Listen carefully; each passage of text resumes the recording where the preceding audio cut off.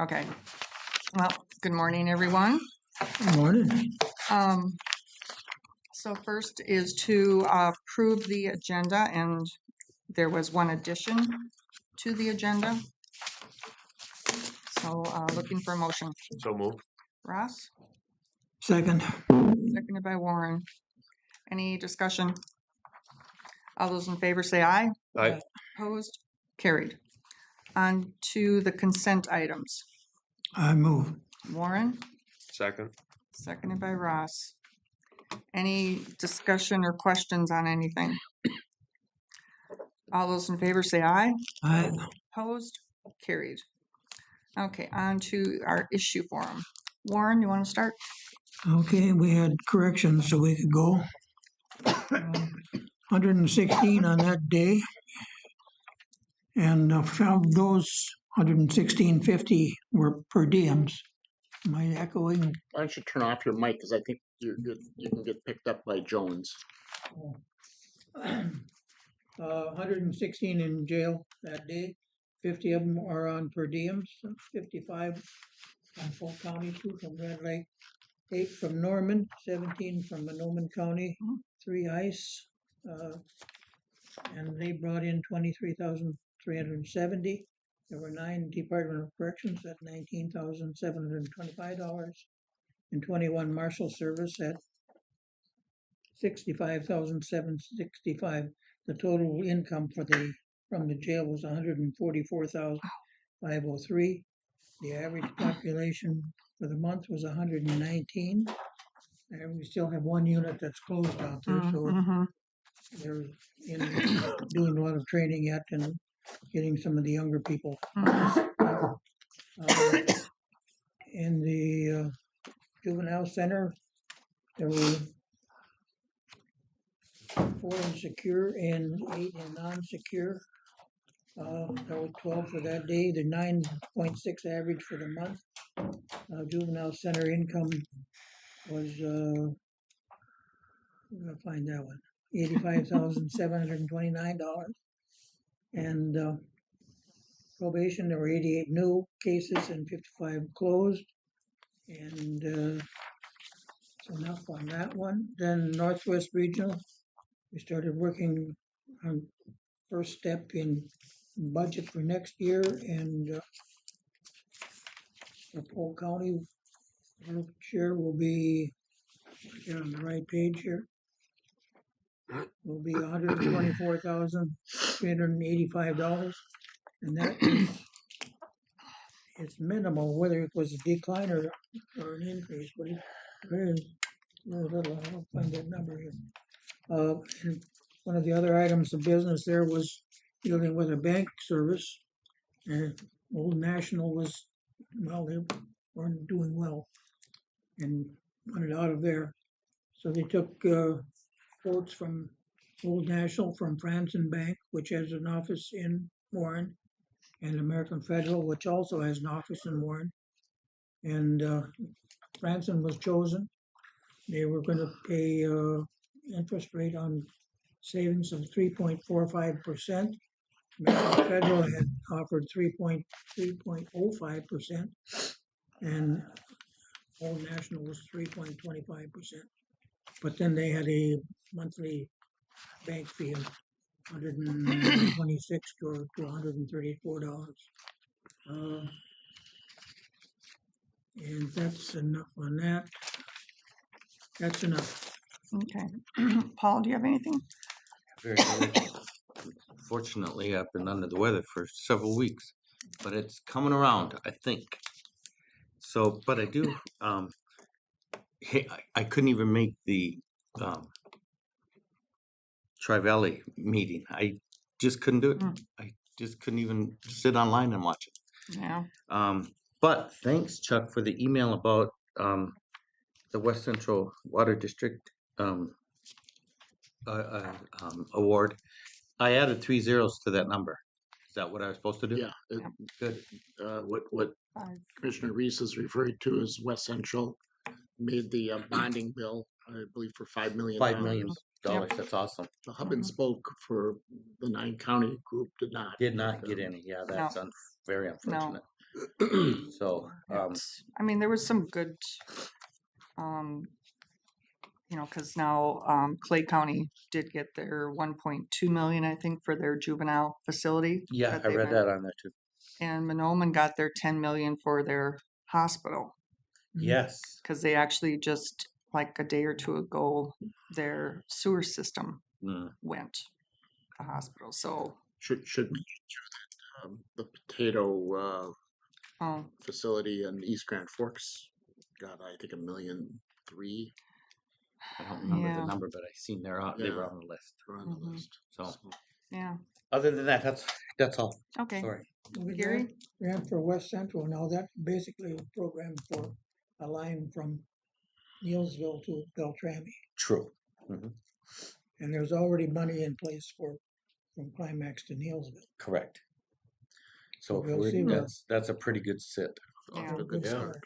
Good Yeah, start. yes, Very good definitely. start. So, And that really kind of adds more importance to the money that we committed to that whole program. Oh yes, Mhm. it sure does. yeah. Designed for work in Polk County, and Yeah. that's It basically, made it all look. It made the whole system as a whole look good from what you guys did before I was on the board Mhm. in that Mhm. in this attempt. Mhm. Yeah. No, it's, and I think too that with the bonding, they kind of were centering more on like water and waste treatment plants too. Mhm. So, Yeah. okay, Gary. Yesterday I did check in Zoom with the MRC, and they kind of just did a review too of some of the Mhm, legislative mhm. reports. But bonding bill $1.23 billion, I believe, 1.2. right? Something like that. Yep, 1.2. A lot of road improvements, bridges, solid waste, and a reduction. Well, 1 year reduction on the tab Yeah. fees. So be Mhm. interesting how that follows through.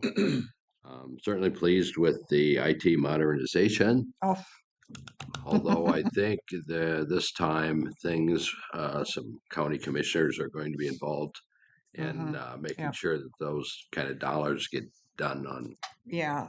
To make sure that the program will work, and like the commissioner or anybody or staff that'll be on this committee want actually have a vote on the software, but the recommendation. Right. And then also, I mean, there's a specific fund now that's going to be set up for the software modernization. So, because we have, the state has, it's a disaster account, and they always have that up at a certain dollar amount. And then, so any extra money that doesn't go into that one, then because then the modernization is right underneath The that. backup, right? Yep. And the max on that at one time will be 50 million in there. So, The other priority of AMC was the act, mhm. and somewhat version of was passed, but I'm not sure it really addresses that. Yeah, I mean, we got some language changes. We did get 15 million for funding to split between 85 counties. But, and our goal still is to get, excuse me, the case review done at the state level, which they're willing to do. Warren mentioned corrections last week. I think what I was kind of shocked that juvenile had a 10-year-old in juvenile. That seems like a very young age, isn't it? And I know, again, there's some looking at changes on how to deal with yeah. those 9, 10-year-old individuals, but it was a short term. But it's kind of frightening to see that. But what I really appreciate is the first quarter internal audit. So we do have an idea of what their revenues are and expenditures are to make sure they're at around that 25%, right? So they do a very good, one page numbers, but then also kind of explain what, if there are any concerns. And I see that as being a benefit of what the Abdu had Mhm. mentioned earlier on getting us information, accurate information, so we're not surprised in November or December where we are with funding. Tri-Valley had a relatively long meeting with, again, different grants, requiring with DOT, I think is interesting for 4,391,000, and that is for public transit, the bus, of course, and that's for 8 counties. We're also, or Tri-Valley is looking at including 2 new counties, Roseau and Lake of the Woods, and that they're asking for another $1.2 million to do that. There is going to be an open house on May 27th out at the transportation garage. We had thought that was probably going to be 5 years from whenever. But again, DOT came through with that. So that's complete now, and a couple of new buses, and that is from 2 to 4 o'clock in the afternoon on Fairfax. Mhm. Okay, let's see, and then I believe Public Health, the Polk Norman Monoman Mhm. group met. Joan was down at the I was down at the Capitol. Capitol, so I got to chair the meeting, and it's more just agreements and those types of things. I think. Grab my notes here. Interesting again there too, the strengthening public source, the infrastructural grant amendment, Mhm. of a variety of different counties. And I think looking at additioning a couple, Ottertail and Wilkins is going to be added to that group. Oh, okay. So good to see that. And we set a new record, Joan. The meeting lasts 44 minutes. Is that a What does that say about challenge? the chair? It says that she was out of town and was not able to give the shack report. That's what I gathered. Thanks for asking.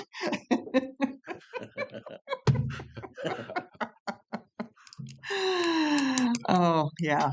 Thanks, Gary. You're very welcome. We're looking forward to it, our next meeting. Okay, Ross, follow that. That's gonna be a tough one to follow. I attended a school bond referendum meeting for the proposed East Grand Forks school bond. There's a lot of really good input, and it's really informational and good thing to be a part of. I did get an inquiry on purchasing a parcel of land from Polk County, and I did email Sam about that, and it sounds like something that we may be talking about in the future. So there's just some nostalgic value to it for that in person. And then I got some calls on there is a project going on north of East Grand Forks where the contractor is dumping beet mud from the American Crystal sugar beet plant, and getting some calls on the smell involved. And I did talk to the city of East Grand Forks and the contractor, one of the managers of the project, and they're trying to mitigate that as best as possible, and they are under contract to do that. After the rain on Sunday, I received calls on the road condition. It's a county road that they are taking to their dumping site, and that road it's destroyed to the point where it's closed. Mhm. They closed the road, and so I did take some pictures just for reference. If you guys want to see, I could show you that. Talked to Rich about it, and he did explain that the contractor is obligated to return that road into, the condition that it was before. I was also told by numerous people that this happens every year. Uh, the road is absolutely shot, destroyed every year, closed. They claim they're going to fix the road back up and kind of get it good enough and leave. So I told Rich that depending on him to make sure it's done right, and let's try to avoid road closures like this. There's no way an emergency service could get down that road right now if needed, if someone was hurt or fire or anything like that. Um, so that concerned me, and brought it up to Rich, and said he's going to take care of it. So other than that, that's it for me. Okay. So I had a Shack membership meeting, and we kind of talked about what our work plan looks like for next year already. And, the programs we're offering now, if those are the correct things to offer or not. And then one morning I went over to Winnie Mac's school, and we were towards zero death. Went to all the schools and did seatbelt checks. And so then, like, if they had their seatbelt on, there was, like a treat that they could get or whatever. And, for the most part, like at Winnie Mac, I mean, the kids were belted. We did have one where the child should have been in the back seat versus the front seat, but they were buckled. So, but yeah, because we have found out that our highest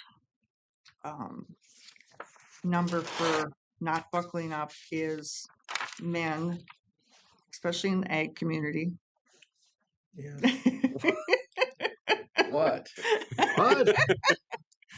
I've got teenage daughters keeping me in line on that one for sure. But because because a lot of times, I mean, you're just moving from one area to the next and stuff, and so it's. But there was one school that they had their student council was helping, and they were razzing on their peers, which really makes a difference. And then there was another school that they found a lot of like the middle school girls, like 7 and 8-year-olds or 7th and 8th graders that did not have their seatbelts on. So don't know if that's a trend or not. And then I had let's see, since our last time I've had 3 MAFBA meetings. One was on case review, another one on workforce, and then we just had our state work group one yesterday. Had a Shack executive meeting, and there we talked about term limits for our officers, and because it used to be like 1 year, but then with COVID, we had it 2 years instead. So trying to get that, figuring out what we want to do going forward. And then, so I was down at the Capitol, got to talk to a lot of legislators, talked to Senator Johnson and Representative Gander. And I know a few of the representatives or senators I know, like through Farm Bureau, or they represent like my area in Princeton, so I know all of them. So I think we had about 50 people that in our group. So it was a good, but it was kind of hard because they were caucusing. So then it was kind of like we went downstairs outside the caucus rooms, and then just like texting, I'm standing out here. When you have a chance, can you come out and talk to me? And so it worked really well. Then we had a futures meeting, and so we spent some time with just kind of like explaining like the Health and Human Services Department, and like where I serve on the Long-Term Services and Supports Committee too, that there was, discussion of what they actually entail, and going forward, what do we do to make things run better in the departments? Didn't really come up with any answers, but and then we also talked a lot about polarization. With I mean, that's just our our world right now, and what we can do to to not be a part of that, to make things better. And then yesterday morning I was here, we had a finance meeting, and so some of the things we talked about will be on the agenda later on. And then Chuck and I watched the AMC ledge update. And yeah, so then when I went home, I had a MAFBA meeting, and then I also had intercounty last night, and we had went over our director evaluation, and as usual, it went well. So we voted to give her the highest available merit upgrade. So because they do merits for theirs. So that I think, yeah, that should be everything that I did. So anybody, is there anything anybody forgot? Not me. Okay. Jennifer? Do I just stay here? You can sit up here. Mm-hmm. Okay. Is that green light down there for you? Yeah, it's green. Okay. Okay. You want to pull that mic towards you there? Yep. There you go. Hi. Hello. Okay, I'm just going to read it. It says, "Hi, my name is Jennifer Storwagen. I'm a civil rights advocate, and I need to provide public notice to Polk County. This is in accordance with the USCS Rules of Civil Procedure, as well as Rules 17 and 20 of the United States Supreme Court. The Constitution of the United States has an overarching requirement that every state must follow. States cannot enact their own alternative legislation substituted for the guarantees of the Constitution of the United States. That would mean that state laws are more powerful than the Constitution, and that is unlawful. Clause 1 of Amendment 5 states, "No person shall be held to answer for a capital otherwise infamous crime unless on presentment or indictment by a grand jury." However, the state of Minnesota has enacted its own alternative legislation that permits prosecuting attorneys and police officers to charge by way of information as opposed to indictment. That is unconstitutional. An emolument violation is when you pay public officials to break the law. The Constitution has two areas that enforce this. Article 1, Section 10 says no state shall create any law that shall impair the obligations of contracts. Police officers, prosecutors, judges are all under a contract. A contract to perform based on an oath or affirmation that they took to support and defend the Constitution. Contract parameters are defined within the Constitution of the United States, and when a state enacts an inferior law that directs their agency to disobey the Constitution of the United States, that is a violation of Article 1, Section 10.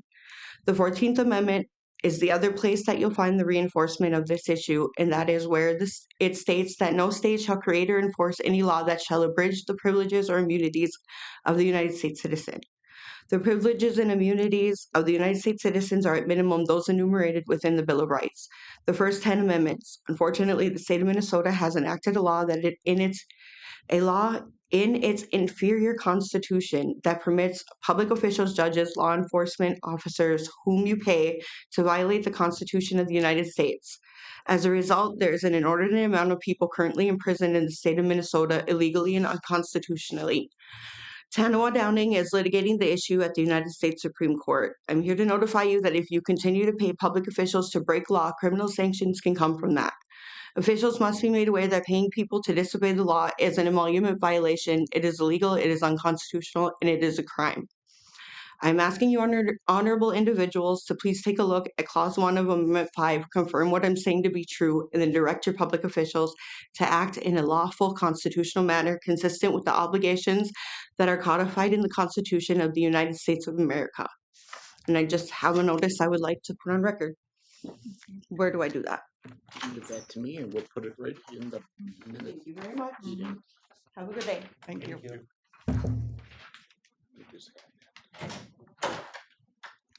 Jim? Good morning. Good morning. This got moved. I don't want to be to blame of that. Okay. Yeah. Okay. First, oops. First item up is I have the April Sheriff's Report for the month of May. Our documented services for April 2026, we had a total of 76, with the paid services of 3,848 and no charge services of 1,854.66. And then our transports for April, we had a total of 6,806 miles and a total of 213 hours of transports. And our in-state mental health, we had 639. We had in-state prison of 2,363, out-of-state 1,924, and then our medical examiner of 58. And then total of our federal transports was 1,822, so it was 16 total federal transports for the month of April. So we were busy with that. That would be, went right past it, so right there. So okay. And then for our calls in our dispatch center, we had a total of 2,281 and emergency 663, and then our non-emergency was 1,618 total. And then going on to our calls for service for the sheriff's office, we had a total of 745 for the month of April. We had the animal complaints, we had a total of 23. Agencies assist 18. Our civil process keeps us busy with 180. And then we had damage to property, we had 4 for the month. Our domestics were a total of 4, and 3 of those being violent. And DUI arrest, we had 1, emotional distress 4, fire calls 4, knock on wood, and then that would be for page, kind of stands out. And then for second page, we had motorist assist of 32. We had a total of 17 crashes, with 1 being injury crash. And then our public assist, we had 16, reckless drivers 5, 85 school patrols, and then our suspicious activity persons, we had a total of 8 there. Our traffic stops and complaints, we only had 6 there, and then with our traffic stops, we had 201 for the month of April.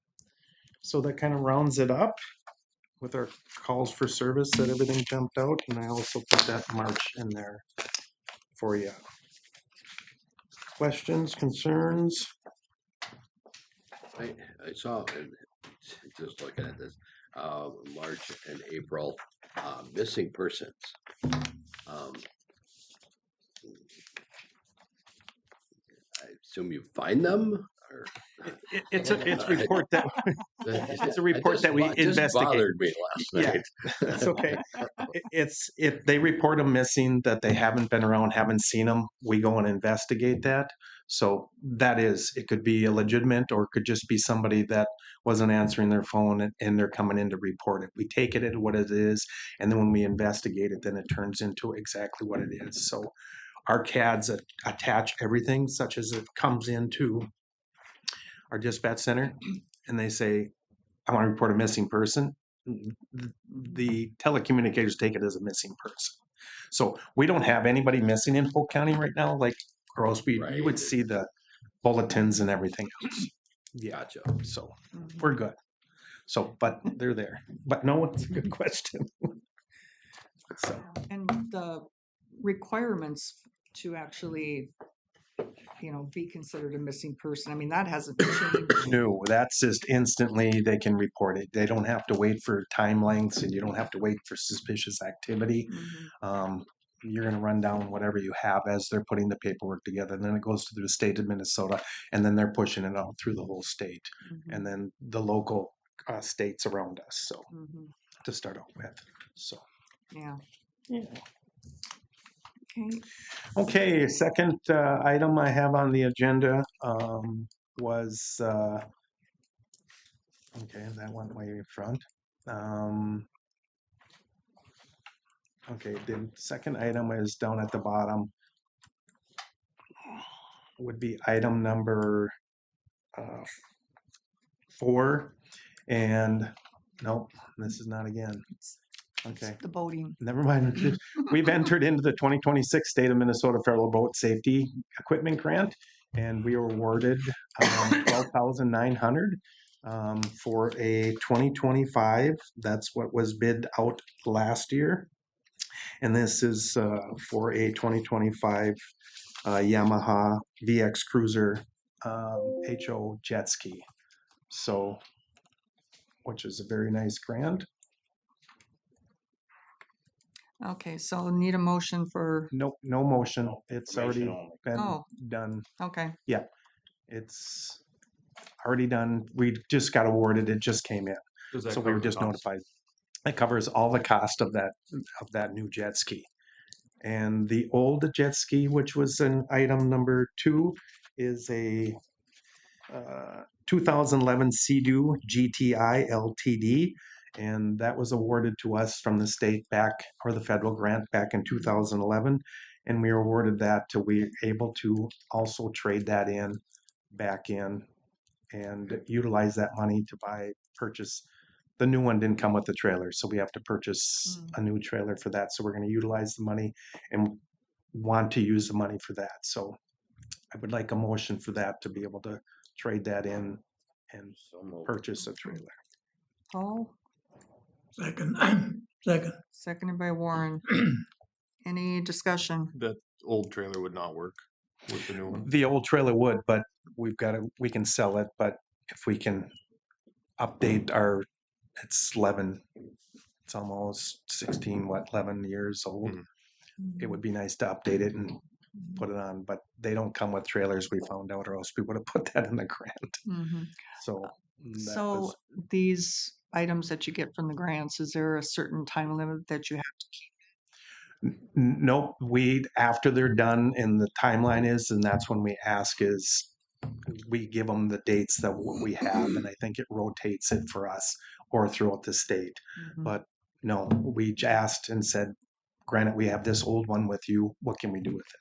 We can sell it or trade it in. Well, if we're gonna go and get a new trailer to upgrade that, then we might as well. So, because you're looking at it's already 11, 12, 13, 14 years old on that trailer. So, Yeah, okay.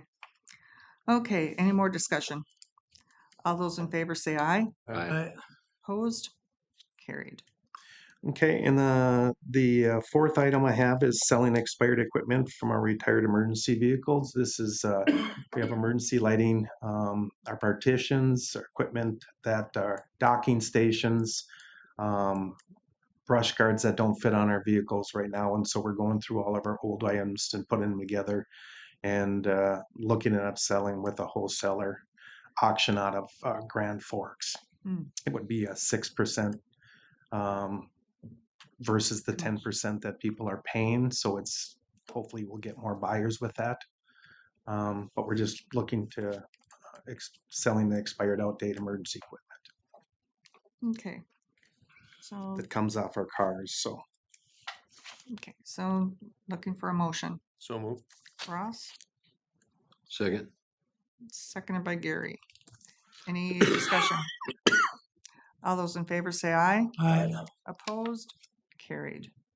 okay, and then the last item, we had a resignation of two of our jury attendants, and request to post and hire for these new positions or to fill those two positions. Okay. I'll move. Warren, Second. seconded by Paul. Jury attendants, are there? We have four. Okay. Oh, okay. Sue, I'd like to thank Sue Kaiser and Dave Morgan. They've been with us since 2015, and things aren't working out, so they put in the resignation. So Sure. Okay. Any other discussion? All those in favor say aye. I Opposed? Carried. that's all I have. Mhm. Thank you. Thank Yep. you. Thank you. Keep the streets safe. Thank you. Good morning. Good morning. Think. Is it raining? 1, 2 that way. It's a good morning if it ain't raining yet. Right. 1, 2, 3 that way. We got it. One's for Warren, one's for you. Yeah, but I got a folded one in. Yeah. We both get a folded one. Give them this one, that one, and that one. Okay. And you keep these, sir. Oh, heavens. Got it. All right. Yeah, I didn't mean to make it too confusing, yeah, but I caught on quickly, especially once you pointed it out. and then these 3 go down to Mrs. Lee. So there's 3 contracts per Right. paper clip. So get your pen ready. Okay. Let's see here. So the first one is Passat 8. So it's the one that looks like this. Small sheet. 3 bidders. That's So- over by Macintosh. Yep. So it's from the Highway. north city limits of McIntosh to the Polk Red Lake County line. Saw 8 mill and overlay, milling the stretch that was realigned back when we grade lined it, and then overlaying. Lowest responsible bidder is RJ Zaverl and Sons Incorporated at a total cost of $1,226,763, or about 4% over estimate. Hmm. So I need a motion to award the contract to RJ Zaverl and Sons and allow the chair and administrator to sign the contracts. I'll move. Warren, and seconded by Paul. Any discussion? What was 4% over estimate? Where does the estimates come from? My office. Okay. So,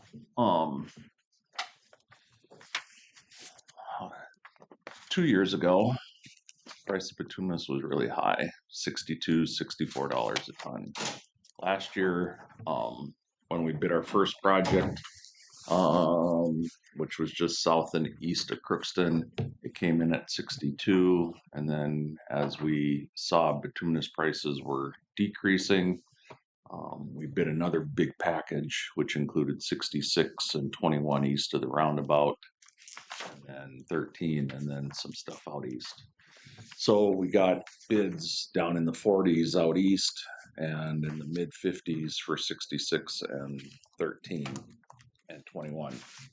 So this year, when we bid 2 north of Gully, we got in the high 40s for that project. So we were hoping to get, at least high 40s, low 50s on this one. It came in mid 50s.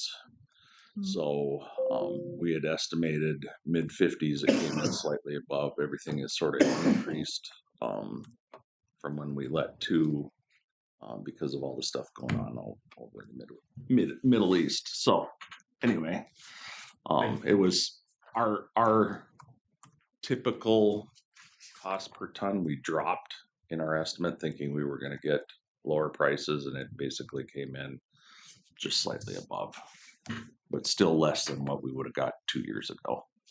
Mhm. If that makes sense. Yes, thank you. Okay, so looking for a motion. I think we have one. Oh, we're still on that one. Okay, Yep, never still on mind. that I was, I'm jumping ahead. Okay, any other discussion? All those in favor say aye. Aye. Opposed? Carried. Next you have CASA 40, which is the other small one. And so Several that's bidders. so that's the grading on CASA 40 from CASA 1 down to the Monoman County line, just west of Winger. Lowest responsible bidder is Davidson Construction Incorporated of New Fulton, Minnesota, in the amount of $555,135.55. They are significantly under estimate, about 30% actually. So, There's likely a mistake there. no, That's what I no, was wondering. everybody is all in the ballpark. So, if you look at the bids, I mean, they're pretty consistently going up. Darren, when he was estimating the dirt, estimated a little high because this is going to be our first full grading project that we've done besides 202 and 203. Mm-hmm. And so we didn't know exactly where the dirt was going to come in. Well, that's where most of the savings was. Mm. So, budgeting wise, this is still below my budget, but his estimate was higher than my budgeted amount. So, we're good on this one. So, Okay. Okay. That's crazy. 100,000 is the next one. 200,000 is the next one. yeah, I mean, so that's typical. Okay. You know, somebody really wants the work, they're going to bid a little bit lower. Sure. And it's usually that $100,000 difference than the next. So moved. Okay. Gary, I'll second. seconded by Ed. Any discussion? All those in favor say aye. Aye. Opposed? Carried. Now you got the big one, because we had many bidders on this one. So this is for SAP 6599-301, which is a box culvert in Gently Township, on one of their township roads. Lowest responsible bidder is Davidson Construction Incorporated in New Fulton in the amount of $149,640, which is about 4% under estimate. So, and you can see there was a good grouping of those as well. So I need a motion to award the contract to Davidson and allow the administrator and chair to sign the contract. I think the bottom left column is the total. Yes, well, or in the column. So Oh, I see it. I missed that one. Okay, thanks. Mhm. Yep. Okay, need a motion. So moved. Ross Second. and Paul. Any discussion? All those in favor say aye. Aye. Opposed? Carried.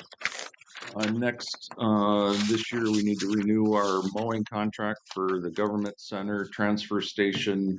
So for the next 3 years, sent out quotes, got, the only quote we got back was total lawn care in the amount of $200 per time, or it was $95 for one and $105 for the other.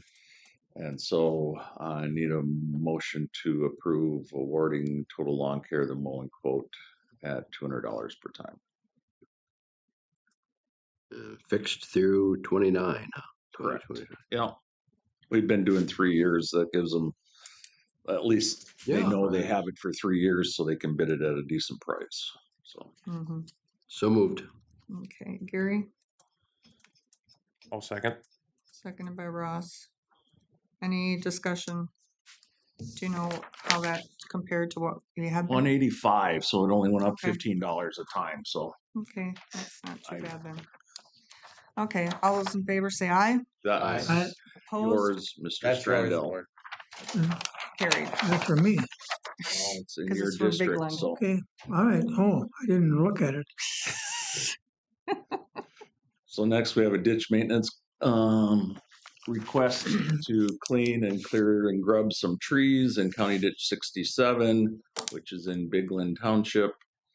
So I need a motion to approve the work in County Ditch 67 and name myself as the engineer over the project. I will move. Second. Warren and Paul. Any discussion? Is that just mowing the trees down or what's, I was just, We'll take all the trees and remove the stumps. Okay. Yep. Any other discussion? All those in favor say aye. I, Opposed? Carried. Thank you very much. Yep. Oh, one thing I did forget to mention in my forum that I Why am I here? because it registered in my brain again. I went to the MnDOT. Open house in Yep. Macintosh. Mhm. Yes. Yeah. Okay. So, you didn't That's all, talk I about. guess. I'm glad she went. I didn't go because I didn't know if I was really needed there at the time, and Mm. so yeah, I mean, but- there needs to be changes made because right now what they're proposing is the two intersections in Macintosh, the main ones that they're on both sides of the elevator there, is J turns. So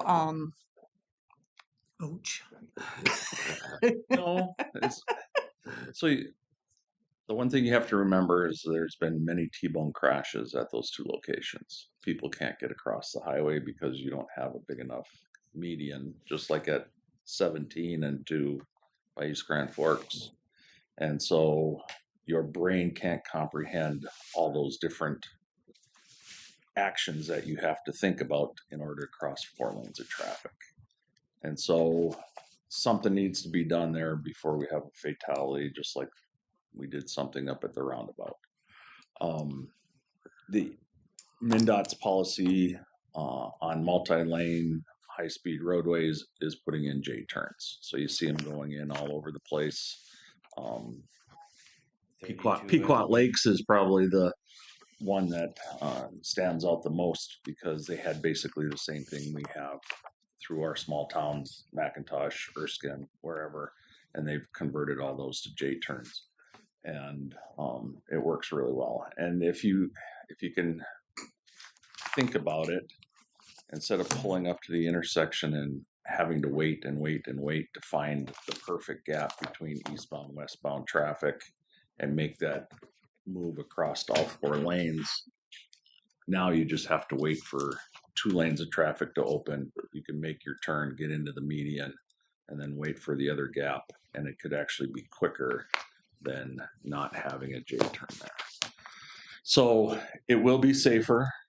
It will save lives. It's just a matter of people getting used to it.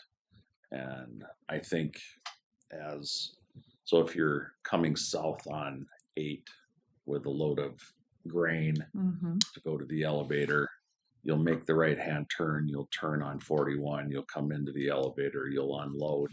Now the question is do you come back out on 8 and go east to Riverside, or do you just turn around and go back to 41, come out onto 2 and make the left hand turn and go straight up 8? It's just going to change their pattern a little bit, but I think it's going to be a lot safer. Is that what's that marked usage? Yes. Yep. Yeah. And so, it's just going to take a little bit getting used to. Yeah. That's where on you their part. turn, head east, and then you go and make a U-turn. You do the basically? U-turn and then you make the right hand turn and go north. Yeah. So Yeah, yeah, so, but yeah, we talked about, that the way it is right now will not work. I mean, there's things that need to be changed and stuff, so.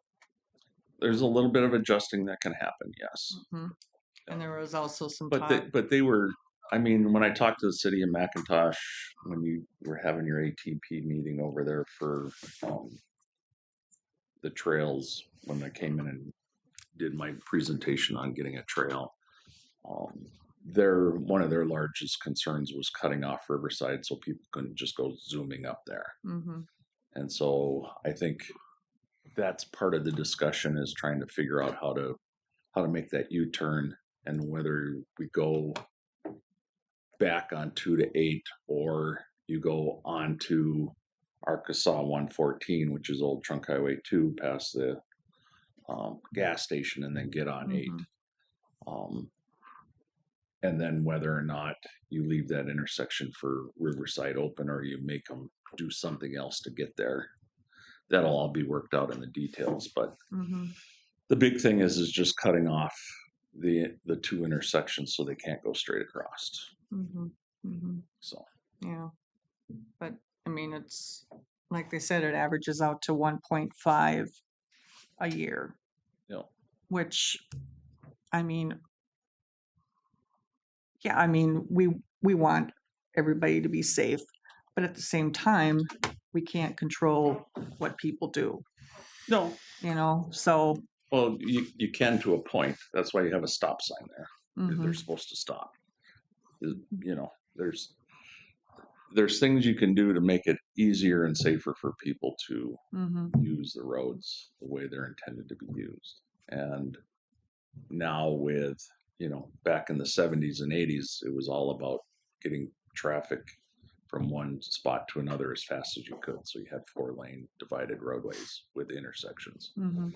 If you look at your safest road system, it's the interstate.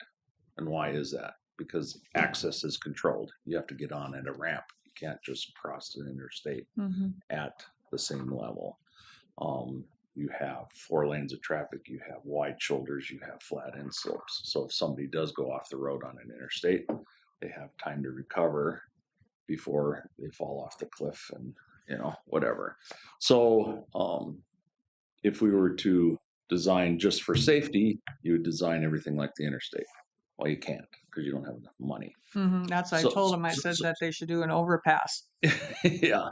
So you can't get safety money for overpasses either. This way, at least they're getting some safety money for the J turn. There's So one intersection there or two that you're doing the J turn with? Two. both 41, And 8. 41 and 114, or 108, and not 108, whatever it is, and 104 maybe, and 8. 8.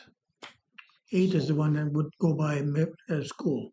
8 is the one that The goes old past school, the yep. old school. Yeah, Correct. by the Senex. That's You 8. didn't talk about that school issue when you. Well, that's on the agenda Yeah. coming Coming- up. coming So, soon. but Right. yeah, it's well, we had some conversations. Yeah. I'll say that, and Yeah. and like the city clerk, I asked her. I said, so what do you hear from people? And she said the only thing that, like, she doesn't hear anything. Nobody comes in and complains about those intersections. What people come in and complain about is Riverside, the hill, coming if you're heading west, Yeah. that it's hard to see. It's hard to see the vehicles. traffic coming up the hill. Mhm, Yeah, mhm. from down below. Yeah. Yep. And she said that's the only thing that, people complain about. Right. So, but yeah. Okay. Anyway. Anything else?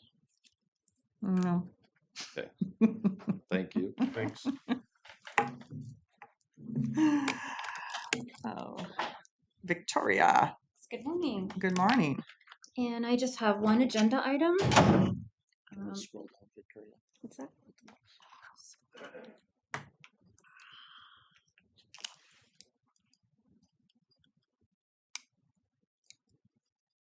Oops. There we go. This is an amended contract with the Department of Employment and Economic Development to provide supplemental nutritional assistance program, employment and training program to eligible recipients. The original allocation was for $3,222. The additional allocation that was awarded from the Department of Children, Youth and Families from the USDA is $13,157. The total amended contract is for $16,379 for the period of October 1st, 2025 through September 30th, 2026.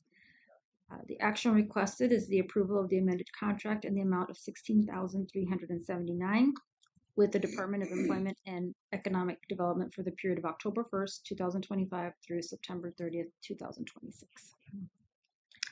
So you only have 4 months, 4.5 months to spend the extra?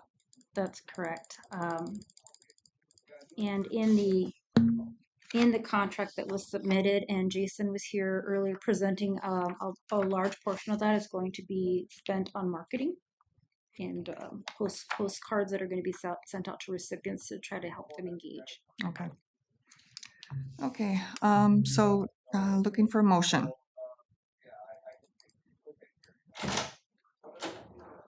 Warren? I'll I'll need- second. Seconded by Ross. You guys going to sleep already? Any other discussion? All those in favor say aye. Opposed?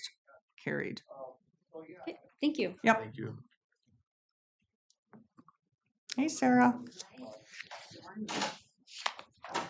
So I was informed that the meeting was finished in record time. No pressure, but yes. Yes, it was. Yes, it was. It was good. We got our work done and Yeah. moved on. So, okay, let's see. The first couple of items are all similar agreements, but for different school districts. We've provided school health services with these schools for quite a number of years, and every 3 years we do a new contract and we review, of course, annually, but our time is drawing near for needing to have a new contract in place. So the first one here is to renew the Winnie Mac School Health Services Agreement. All of the language in the contracts and the services that we provide are consistent across the agreements.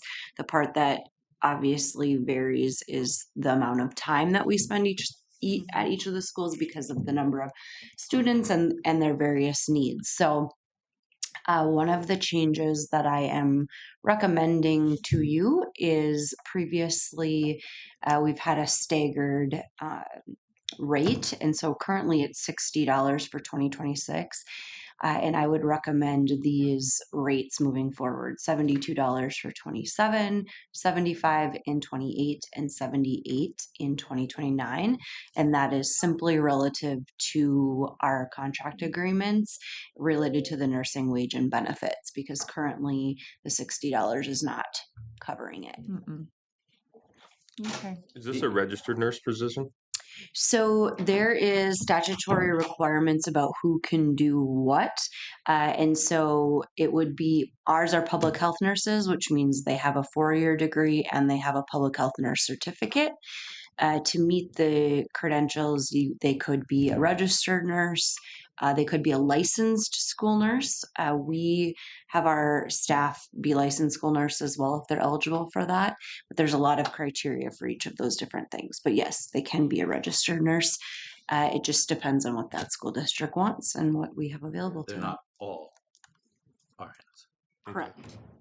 If their school population is over 1,000 students, then they need to have a dedicated person within their school building, and if not, they can choose to kind of do it different. But yeah, there's all sorts of different arrangements. There's LPNs, there's RNs, there's PHNs, there's a whole host of So different Winnie Mac arrangements. doesn't have their own school nurse. Mm-mm. Correct. We are the school. We are the nurse. school Correct. nurse. Okay, Yeah. sounds good. Mhm. Correct. Yes. I'll move. Okay, Paul, I'll second. seconded by Ross. Any more discussion? All those in favor say aye. Aye. Opposed? Carried. Thank you. Yes, Winnemac is one of the schools that has a health aide, so that health aide is on their staff that's there more routinely, and then we're, you And know, they can call you for advice anytime, right? absolutely, yes, correct. That is correct. Okay, I'm gonna scroll through this contract. The language is all the same on all of them. And what we are responsible to do. I could do this more efficiently. Here we go. Okay. The next one is for Climax Shelley School Health Services. Again, very similar with that rate change. Significantly less hours for Climax Shelley given the size of their school here. I move. Okay, Warren, I'll second. seconded by Ross. Any discussion? All those in favor say aye. Aye. Opposed? Carried. Thank you. The next one I think should be Fisher. Mhm. Here we go. So again, for Fisher, that is for 190 hours, slightly higher than Climax. What's the, but you base that on population of student size, right? We base that on their historical needs because of the medical needs vary significantly based on the students' health needs. So, but they do stay relatively consistent each year, and then we just reassess if a student enrolls that has higher needs. Mhm. Okay, did you make Yep, I move. On Fisher. Fisher. Yep. I'll second. so Paul and Ross? Any discussion? All those in favor say aye. Aye. Opposed? Carried. Okay, last but not least, this one is slightly different, so I'll just talk through this. This is a agreement with the Crookston Public Schools to provide health services to Cathedral and Our Saviors, which are the two parochial elementary schools in Crookston. Their licensed school nurse in Crookston Public Schools doesn't have the capacity to be everywhere. And so for quite some time, we've had an agreement with the Crookston Public Schools to provide the school health services for both Cathedral and Our Saviors. Our rate will remain the same. The difference is that Crookston Public Schools receives funding from the Department of Education relative to the number of students that are enrolled in both Our Saviors and Cathedral that go to their health services. And so then we just adapt our hours accordingly to what the funding is available. So that's why it's written a little different. Okay, I'll move. Paul, Second. seconded by Gary. Any discussion? All those in favor say aye. Aye. Opposed? Question. Carried. Yeah. Don't see East Grand Forks or Sacred Heart mentioned in this. No, East Grand Forks and Sacred Heart have their own arrangements between the two of them. Okay, Yes, they've had that for quite some time. so you aren't involved. We are not involved in that. But they can still call you for advice, right? Yeah, Or not? yeah. On a variety of different topics, we have connections Yeah. to all of the school nurses that's or what I- school administration. That's what I was getting Absolutely. at. Yes, for Okay. sure. Yeah, this is just us having very specific health service roles in their schools. But yes, we're always available for technical assistance or troubleshooting or whatever the case may be. Absolutely. And they know that. Yes. These people do. Yes, they probably are sick of hearing from us by the end of May, but here we are. So for Crookston, like what is your average hours that you spend? Do you know?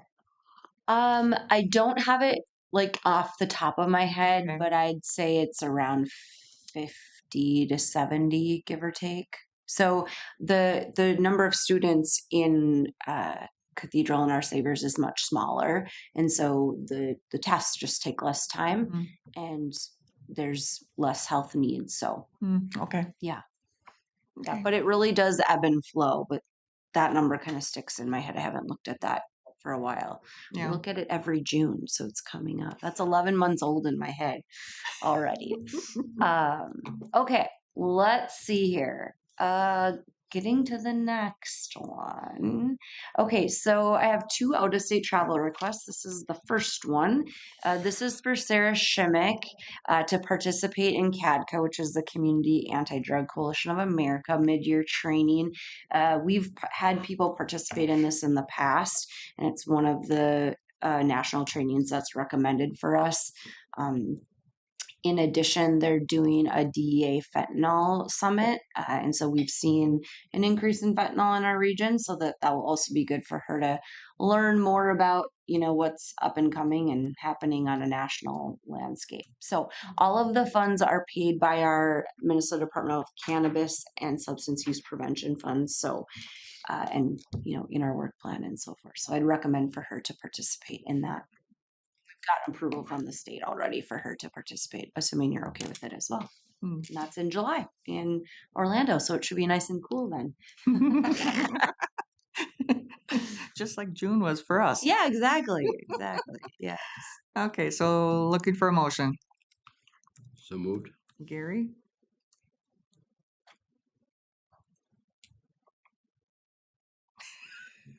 Yeah, I'll move. Second. Seconded by Paul. Any discussion? All those in favor say aye. I, Opposed? Carried. I heard a very disturbing example. It was, I don't know where I read it, but a little 7-year-old was walking through a department store and touched a fuzzy bear, and she had a fentanyl overdose. Really. Oofda. Fentanyl is such a. So, have them, even if you don't know anything about it, go get one of those things from Sarah The and nasal have it mic, in your yeah. person for your grandkids' sake and whoever. I know. It's tough. My wife's been bugging me to come and get some from you because she's deathly afraid of that kind of thing. You go to a department store which you think would be safe, but it was on a fuzzy. Well, maybe I can bring it for all of you and give you a little That'd be great. 2 cents. Yes. In service, yeah, that'd be I would great. be happy to bring it. Yeah, I'd be happy to do that. That's a good idea. Yeah. Everybody should have one. It is Yeah. the Yeah, 'cause current recommendation is anywhere that there's an AED, there should be Narcan available, and I 1000% agree with that. Yeah. I mean, I got one when I went through the training. Yep. The But- first thing you but should still do, need even if another you one. had to use an AED, is give a shot of that. I agree, 100%. Yeah, it's Mhm. it can be The difference. difference. Yeah. Oh, yeah. But then, so I like to watch like some of these like police, sheriff's department, those type of shows. And there was one, and I don't remember where it was, but the park in the city, they had, it was like 4 or 5 people that had OD'd all at the same time. Yep. And they were having to give multiple. Yeah. Because it you know. takes a while to get to the ER or to whoever, and Yeah, and it was first one just, wear off. but yeah. Well, then now we had the THC in Moorhead, so. Yeah, we got to be aware of our surroundings. That is for sure. And even if you have very heightened awareness, it can still happen. To your point. Okay, on to more enlightening news. The next travel request is for Kathy Girdler, Kathy Reitmeyer, and Brittany Osen.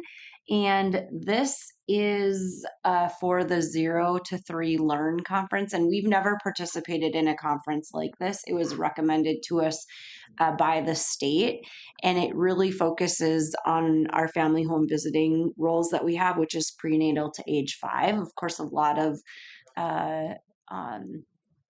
life's huge learning opportunities happen prenatally to age 5. And so we have a super awesome team, and this is an opportunity for them to get training in these competencies that are really specific to the work that they do. It's not a readily available training opportunity. And so opportunity for both the provider and for the supervisor. So I would like to recommend approval for their out-of-state travel to participate. And again, the funds come from a special set of professional development funds by the state that we have been approved for. Okay. this is in Portland in October. So moved. Second. Paul and Ross. Any discussion? All those in favor say aye. Aye. Opposed? Carried. All right. The next one, I think this is the last one. This is our Polk County Opioid Settlement Fund. This is to approve the contract with the elementary school in Boston. And we had been going back and forth with them about their work plan, and their work plan wasn't slated to be for later in the year. So it's a-okay. If you remember back in December, we did provide a slate of recommended applicants of which you approved. And so we're just coming back with the contractual process. And so this is a contract for $4,000 for the elementary school in Boston. Okay. So need a motion. So moved. Gary, Second. seconded by Ross. So what are they doing? So they have started a social emotional learning curriculum in the schools, and this part is geared to parents and also Narcan distribution, Deterra pouches, all of the substance free kind of piece with that. But it's bringing the social emotional part curriculum into the parent space as well. Okay. So it's really working on those primary prevention protective factors. Okay. Any other discussion? All those in favor say aye. Aye. Aye. Opposed? It's carried. Is that the end? Yeah. Okay. Let's see, I'll get you through all my verbiage here. Just keeps coming. All right, back to you. Thank you. Thank you. It's actually Jake now. Yeah. Hey, back to someone that's not me. Yeah, I will. Thanks. I will, for sure. That's a good idea.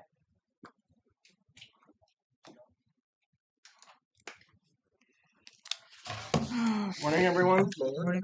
Just had a little discussion item I wanted to bring up, the collapse of the McIntosh School or portion of it. Kind of some next step stuff. So on Friday afternoon, the portion of the old part of the school, it was early 1900s, collapsed. No one was injured, thank God. Is that the north end, south end? South end. Yep. South end kind of collapsed on the southeast corner and just spread all over the road that was in between some residential properties. There's a large parking area there where some people utilize for their personal vehicles. So we're gonna have some damages, a couple trailers and some things that are parked behind Smaby's Auto. Don't really know, the one snowmobile trailer was completely collapsed on with brick. Debris was cleared and put back into the basement area. So Jody Bouchane was Johnny on the spot, as well as the sheriff's office.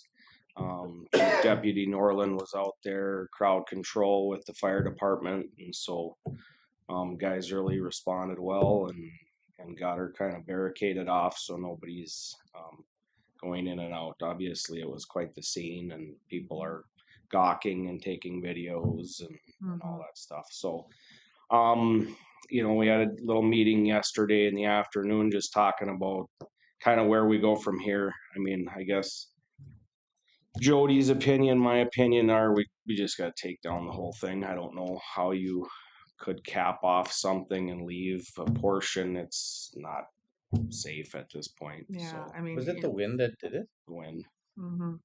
But I mean, that was an addition, so it's not probably as strong as what the main Correct. school is, but still.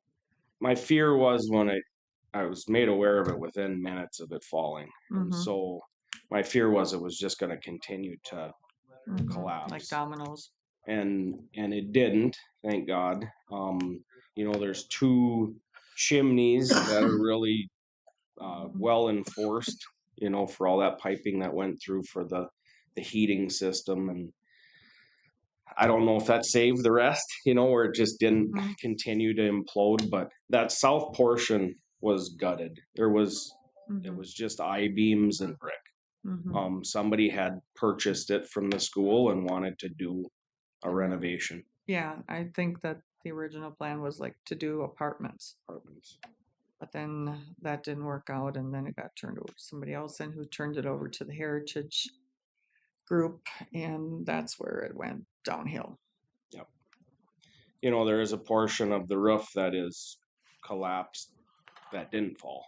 Mhm. So, my fear was it's just going to keep collapsing to the north, which still could happen. I mean, it still could happen. Yeah. It's not like we had a structural engineer out there and said, "Hey, oh yeah, she'll stand for the next 10 years."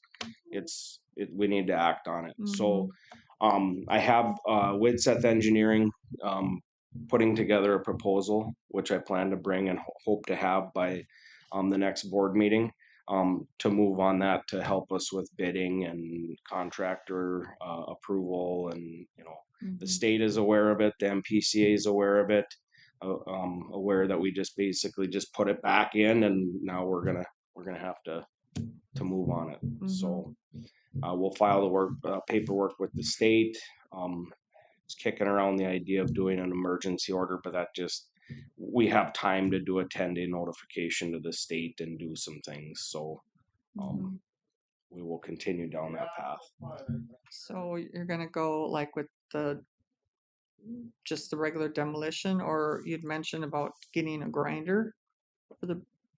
Well, my conversations with Wade, our landfill supervisor, is that if we can stage some of that block at the landfill, just not in our demo landfill, in an area by our demo landfill, then we possibly could move in a crusher and then use it to base up roads in there.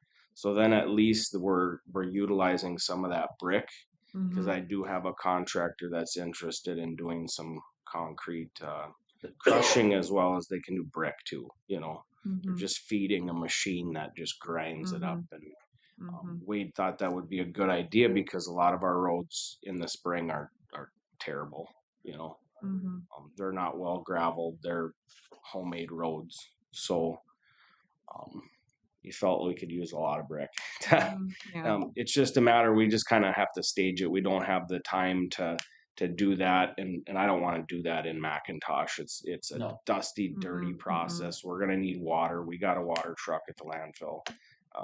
They're gonna need some stuff where we're creating. Yep. We'll need PCA approval to do it. Yeah, and you're also gonna find some extra things in the basement. Oh, of course. There's always end ends. Because there were tires piled up behind maybe, and the excavator asked him if he wanted them, and he said no, so the excavator put them in with the rubble. And I'm like, okay, gee, thanks. Now we gotta deal with disposal. Well, we know the building didn't have any tires, so we can have the contractor pull the tires out and they can pay the disposal cost of tires. We didn't have any tires on our property or in our building, so we can figure that out. We'll just making a list right now of things that we're feeling got damaged with the collapse. There were some things. One of the neighbors, the power actually ripped off their house with the power line that was, the feeder line going to Smabies was basically collapsed on with brick, pulled off a line that's been fixed, restored. But we really just probably need to send letters out to immediate people around it. What damages do you have? Please submit. What do you got for damages? Jody took videos and did a lot of legwork and has a report that he provided to everybody. And get you copies of that too, which just is the incident, his log of what happened and what he was doing the whole time. So it's good. I'm glad Jody was involved. He's really good about that. So why we have an EM coordinator. Yeah, so. correct. Yeah. Barricaded it and got it cleared, so we just want the public to stay away. I already got an email from the Mac Heritage group and you know, it's not safe to be Mm-hmm. posting things on the lawns, and we just don't know. So I will be responding to that. I did forward that to Chuck as well. Mm-hmm. Yeah, yeah, Did you? Okay. yeah. Chuck Okay. took care of it. They usually have excuse me, they usually have a memorial day Program. Yep. program Mm-hmm. out there. We've always required a certificate of insurance from them. Yep. Today, I feel like I have to be providing them with one. Yeah. But I did tell them they can't. Mm-hmm. Yeah, yeah. So they've been looking for alternative because they always put small white crosses in the lawn, and then the elementary kids have wreaths then that they lay in front of each cross, and then we have someone else that reads off all the names of the people that have died that Honor. were, Yep. and it's that takes a while. Yep. But Yeah, it's just not safe. I mean, this could have been a million times worse. It could have been during the event. It could have happened with people yeah, playing on the lawn. You know, the kids are curious. They're green. It's green space. They play Mhm. outside. So I'm thankful nobody was hurt. right, yeah, But we kind of made the decision yesterday. We're just gonna have to bid it out to do the whole building and then button up the north connection with the auto shop, Mhm. maybe shop there. Probably just cap it where we can. and then also the living quarters, the other Correct. piece Robbie there. Jones is, which there is no connection to. You know, it's really the hallway connecting into Smaby's first, and then you kind of work your way around. Yep. So, Mhm. but I think Chuck had sent you guys pictures of the rubble before anything was done, and Yeah. yeah, it was a scary deal on Friday. So Yeah, like I was leaving St. Paul and someone sent me pictures and I'm just like, what the heck? yeah, So, but yeah. but yeah, no, that's what I have. I'll have more next board meeting. I've asked Witseth to basically hit pause on our thrift store in Erskine, 'cause we can't and we do need both. to act on this. Mhm. You know, we've already evaluated the structure, the walls and things of that other building. And it looks like they're gonna be preparing stuff, but I can't have them doing both dueling pianos. You need to focus on this one. So Mhm. that's what I've asked Brent at Widseth to focus on the school building now, and Mhm. we'll do. Nature chose which one we're gonna do first, I guess. Yep. So Yep. Any idea estimates of we'll get some type of estimate through the Widseth process. I don't think I'll have that in June 2nd, but it's all based on the bids, availability of contractors. I have received, it wasn't for the Mac school, it was actually for our other building in Erskine, a list of contractors they think that can perform the work. So if they can do that building, they can do this, it's the same, yeah. it's gonna be the same list. So there was about 6 to 8 companies in Minnesota that would be able to, or around the region, that they felt would be interested. Of course, this one we're needing a asbestos supervisor on site at all times. And, Yeah. So so someone had mentioned that the person that had bought it from the school had removed asbestos when they were doing the remodeling. So I don't would know. you have a contact? Because if we can get abatement records, that will help us tremendously. I was going to reach out and piggyback off that email I got from the Heritage Group if they had any paperwork. I believe it was Darlene. If they had any paperwork of any type of abatement. If there was, and we can get records of that, then that's good. That's a really good thing. That's gonna do some clearances for us to just start. And then it's if you find suspect material while you're doing it. And so if we got records of abatement, that would be key. PCA would back off, which they're good to work with. They understand the urgency here. We don't have all the time to plan and do. We gotta we got to get bids and we got to do. Mhm. So Yeah. I mean, if you want to stick around, I can probably get a number contact for the person. okay. So. We have ownership of that building, Mhm. It's tax forfeit. okay, state of Minnesota owns it. County of Polk, state of Minnesota, all of the above, township, city, whatever. We Mhm. got it.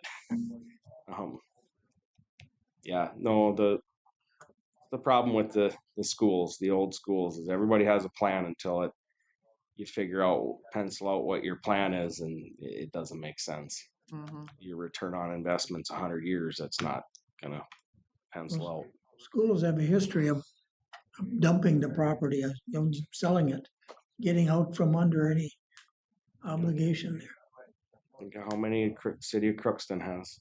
And I think Yeah. one is actually operational, and that's probably the oldest schoolhouse in Crookston still. The McKinley School was renovated into apartments. Mhm. The other ones, so the old high school was as well. I think there's 4 or 5 units in that, but pretty tough shape.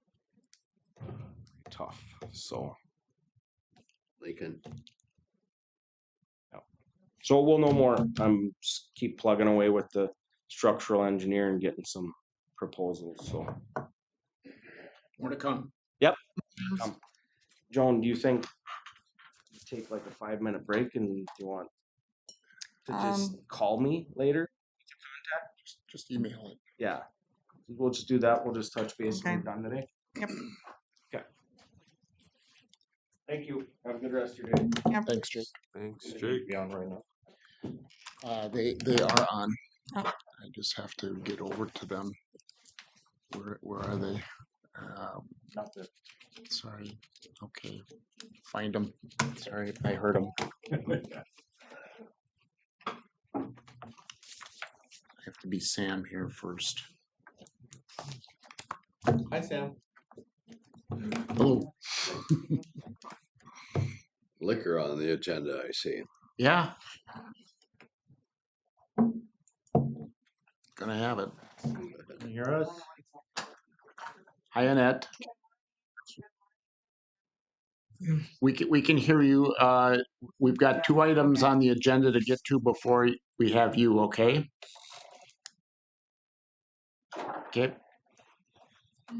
Waiting on someone else, right? Yep. Okay, so next is the liquor licenses. Yeah, and thanks. I'm filling in for Sam today. Shaved your beard off, huh?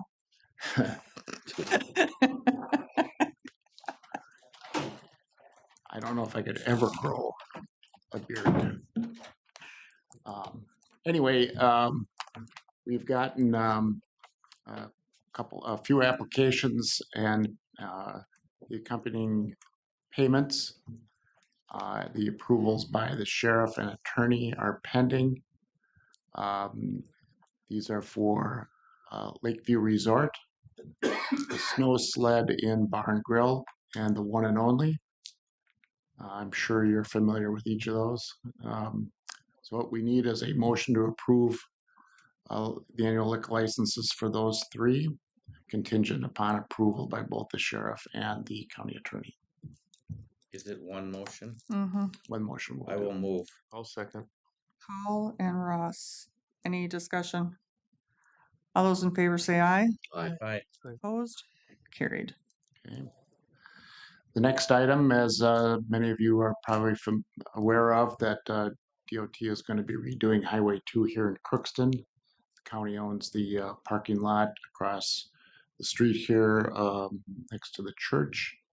And they have asked for a construction easement or temporary easement on that parcel, and have offered $3,000 for that.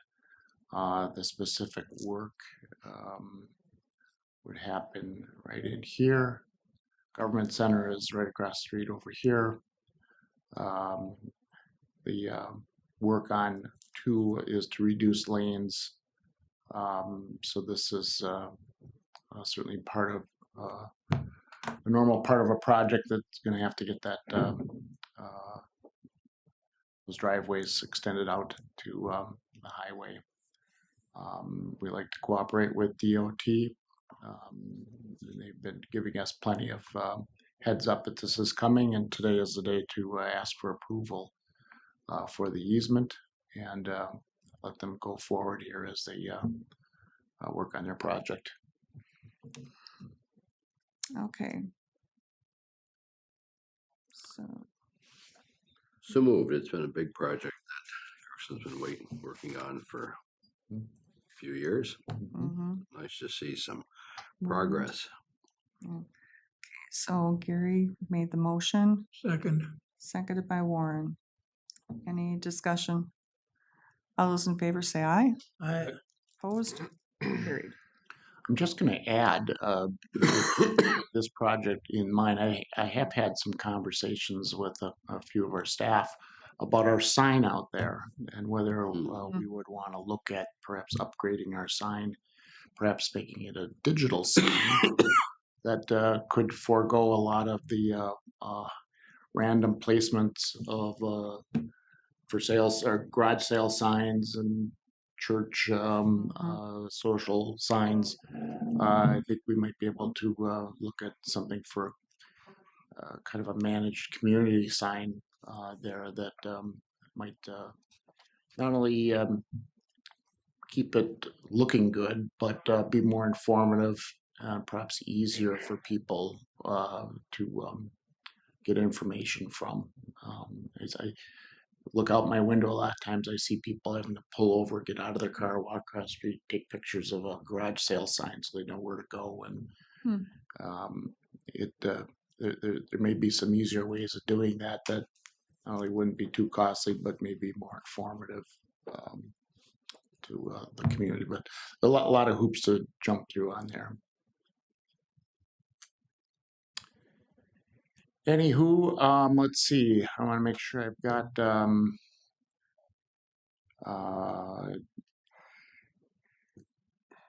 I got Annette and Jean. One second, I'll make sure their audio works. Okay. Just have them talk for a minute. I'll go ahead and speak. Jean, you're on mute. Are you? Can we hear you again? Yep, we can hear both of you. Do you want to go through your item here on the social services process evaluation report?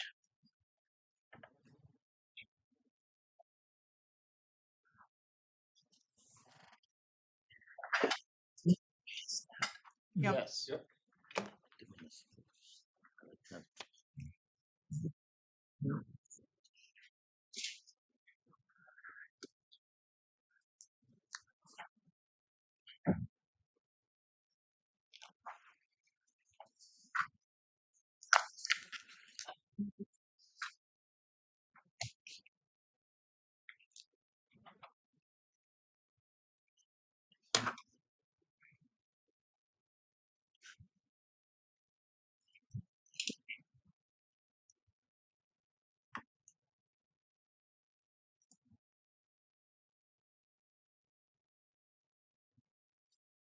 A little bit more in detail for this call. Since everyone here has heard it once, I will do my best to try and keep it a little bit more higher level.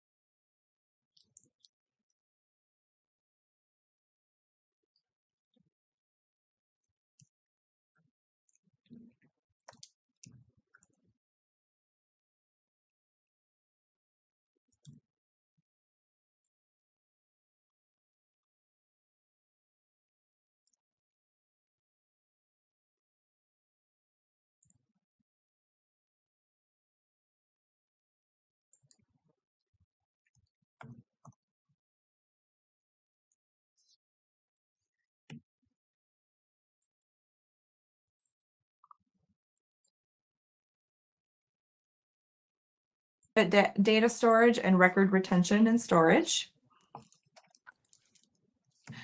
All right, first up is the paper invoices. Currently, the paper invoices are being distributed throughout the department. We are recommending using the same workflow program as the rest of the county to facilitate easy distribution and collection of invoices electronically. Manual cover sheets. So currently a cover sheet is being used to approve and code the invoices. We are simply recommending to stop using the cover sheet and either directly writing on the invoice the account number and the approval, or to go with an electronic workflow. Reviewing accounts payable batches. There currently is no formal review step for the accounts payable process. We are recommending to implement a defined review and approval for each step, as this will give the appropriate oversight and verify accuracy and completeness before payments are released. Segregation of duties. There is insufficient segregation of duties within the payment process, as multiple staff are processing various accounts payable batches. We are recommending, following the approval of the payments by the Social Services Board, the Finance Department will process all payments as part of its regularly scheduled accounts payable cycle. This will also put this more in line with other departments within the county, just to make it a little bit more uniform. New vendor setup. There currently is an absence of formal controls over the setup of new vendors, and W-9s are not being consistently collected. So we are recommending to limit the vendor setup authority to designated finance department personnel. This will help strengthen internal controls, relying on the general ledger system to assign and track vendor numbers. And then we will also ensure that the W-9 is obtained prior to any payment being released for every new vendor. And this will ensure that the county has all the proper information in order to issue 1099s the following year. Non-taxable employee reimbursements. Currently, non-taxable employee reimbursements are being processed through the accounts payable. We are recommending that all employee-related payments go through the payroll system. This will ensure that they are consistently handled, they are properly reported, and improving the internal control. We are also recommending a collaboration between social services and finance staff to go through and see if purchasing cards would be appropriate in some of the instances for employee reimbursements. County-wide cross-department invoice routing process. While we were on site, we did observe one invoice in particular, the county's Verizon invoice.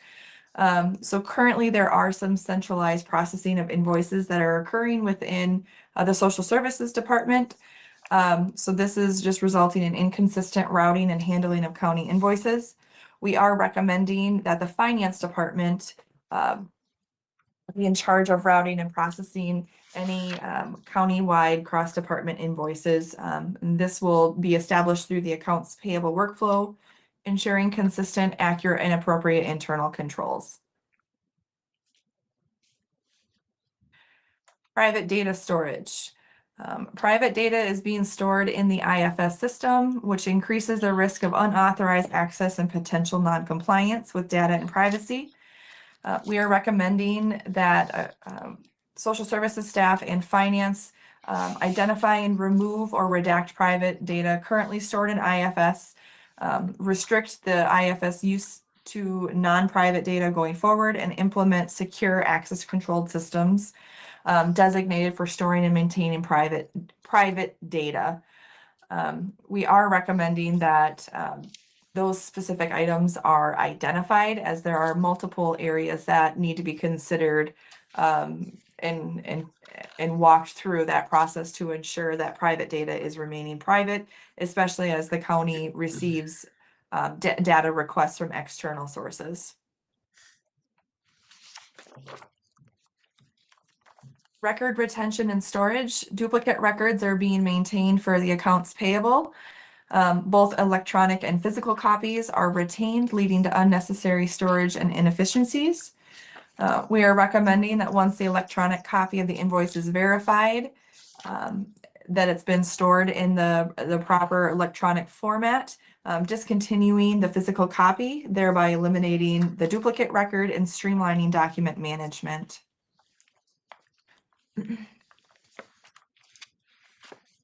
All right, moving into the accounts receivable and cash receipting.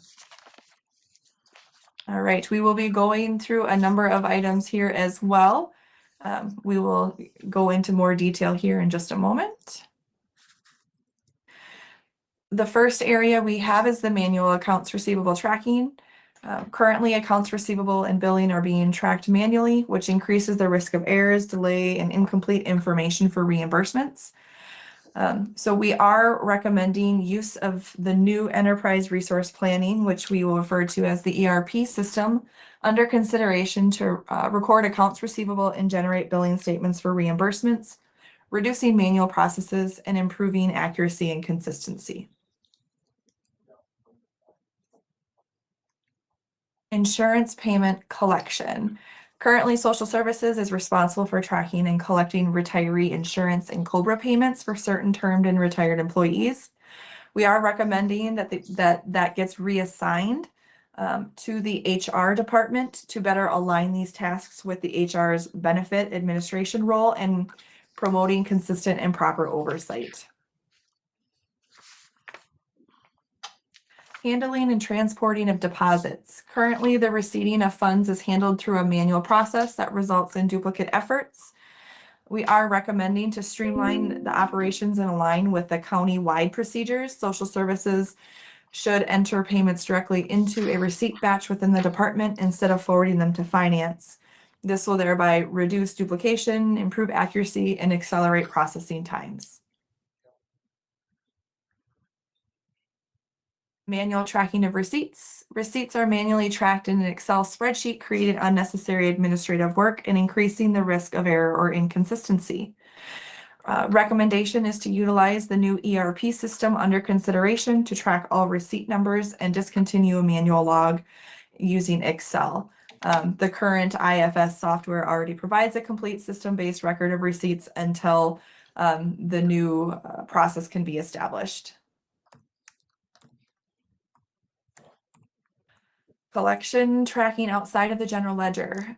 So currently overpayments, which are invoices that are sent out to recapture any overpayment for social services, are being tracked outside of the general ledger, resulting in incomplete year-end receivable balances and reduced accuracy of financial reporting.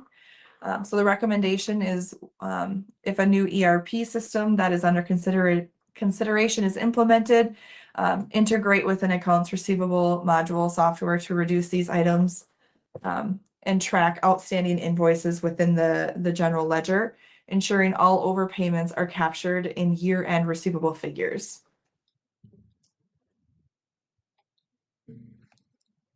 Collecting past due accounts receivable. Collection efforts for outstanding accounts receivable rely solely on revenue recapture, and there is no formal policy when additional collection methods should be used. So we are recommending a formal policy that defines the criteria and thresholds for referring larger outstanding receivable balances to a collection agency. Currently, the county does have a revenue recapture with the state of Minnesota policy. So incorporating some of this into that and to make it more applicable county-wide is also the recommendation there.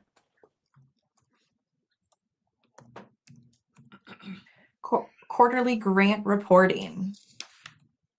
We have 3 items to go through in this next section. Manual grant tracking. So currently grants and contracts are tracked manually using spreadsheets, which increase the risk of error, inconsistencies, and incomplete information. And it also limits the ability to produce timely, reliable grant reporting. So we're recommending to minimize reliance on Excel spreadsheets by using the new ERP system under consideration to track grants, which includes budgets, expenditures, revenues, and reporting requirements to improve accuracy, consistency, and oversight. Monthly direct IT cost allocations. Currently, there are direct quarterly allocations for IT expenses, but there is no supporting documentation to substantiate the underlying direct IT costs. So our recommendation is to discontinue the use of the direct IT cost allocation and instead rely on the annual report cost allocation to capture the full amount that is allowable for grant reimbursements. This will ensure that IT costs are documented and recovered through a consistent, well-supported methodology. So currently, the county does go through this annual indirect cost allocation process. And so just to cover the county in case of an external audit, this would provide additional documentation and wouldn't leave the county open for any undocumented IT costs. Quarterly reporting oversight. Many of the quarterly reports being completed are primarily technical accounting exercises focused on balancing and tying out. So rather than a part of coordinated reporting process, they are not subject to consistent review or oversight. So we are recommending a coordinated quarterly reporting process between social services and finance, which will define the roles, timeliness, and formal reviews and oversight of all quarterly reports to ensure that they are accurate, complete, and aligned with management and external reporting requirements.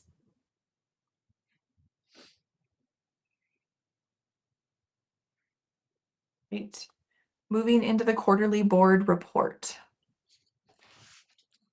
We will have 2 items to go through in this section.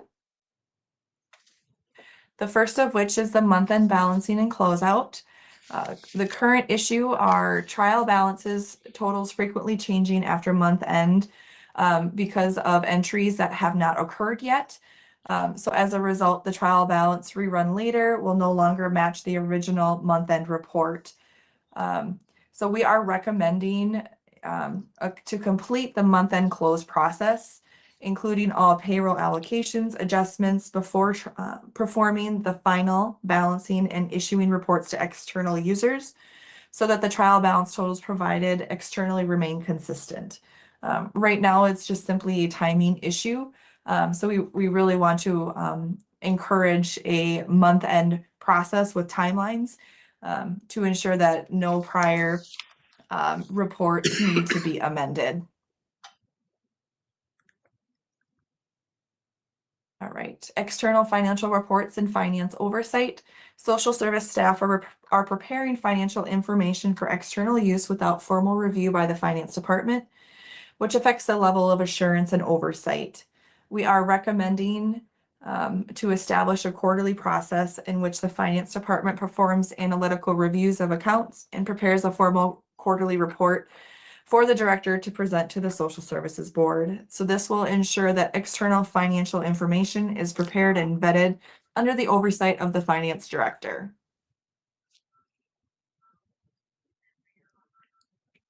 Moving into the last section, which is the annual budget. We will have 2 areas to cover in this area. Budget software training. The annual budget process is being completed primarily in Excel, and the use of Questica budgeting software is not being fully or appropriately utilized. So the Questica budgeting software was newly implemented last year. So we are recommending additional staff training on use of the software to improve understanding and utilizations of its functionality. So this will ensure that the annual budget process is completed within the system and reducing reliance on Excel. Budgeted reports. Annual budget reports presented to the Social Services Board are manually created in Excel, which is time consuming and increases the risk of errors. We are recommending to utilize the Questica budget software to generate a standardized budget packet, which would include charts and graphs based on the data entered into the system. This will improve efficiency, accuracy, and consistency of budget information presented to the Social Services Board. So this one will go hand in hand with the prior item for that training component to really see how the full software can be utilized. And that brings us to the end of the social services assessment. Are there any questions? Anybody have any questions? No. No, I think we're good. All right, I'm going to stop sharing for just a moment here and switch over my screens and notes. But before we can get too far away, I think it'd be appropriate to accept and approve the report if the board so agrees. Okay. So then looking for a motion for that. So moved. Carrie, Second. seconded by Warren. Any discussion? All those in favor say aye. Aye. Opposed? Carried.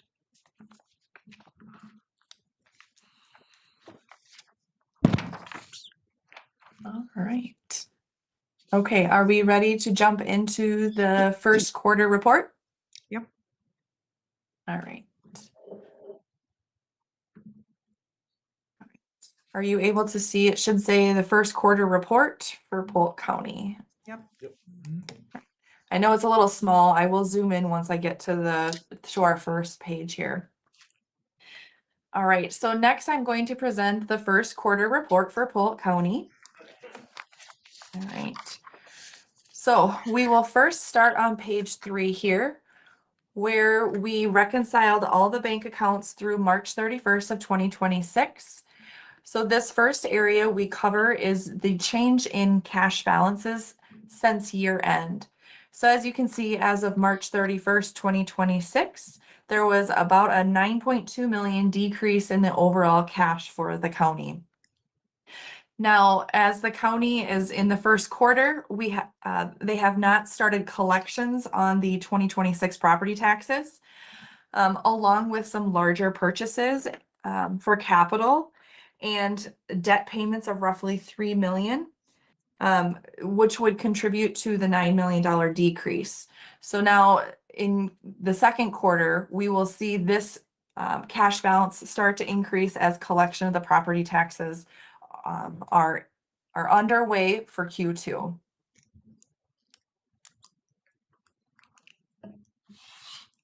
Moving the next page is the historical treasury yields. As you can see, pretty consistent with the fourth quarter of 2025. They've changed just slightly for some of the longer investments there, but it's a good picture as to where the rates have been. All right. Do my best here. Okay. So the first statement that we will look at for revenues and expenditures is of just the general fund. So as you can see here, we have the full 2026 budget in column 1, followed by 1/4 of the budget in the second column, with the actual through March in the third, what the variance is compared to that the quarter budget allocation, and then what the percentage is of that. So these items here, you can see there is a 1, 2, 3, 4.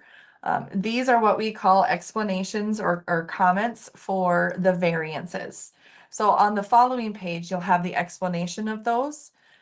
So as you can see, the revenues are the top section here. So we do have some variances. And we make comments for anything that is greater than 50,000 and is outside, that's less than 80% or greater than 120% of the budget. So as you can see, taxes and intergovernmental is the first area that we make a comment on. So this variance is due to timing. Property taxes and county program aids are received in July and December. So we will be able to see that this variance will correct itself as the year goes on, and once the budget is allocated according to how the actual payments have been received. The next area that we want to talk about are charges for services.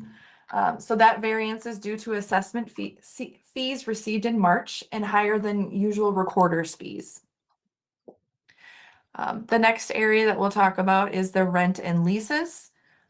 So that variance is due to timing once again. The first quarter rent for human services was not received in the first quarter, so that will also dissipate in Q2.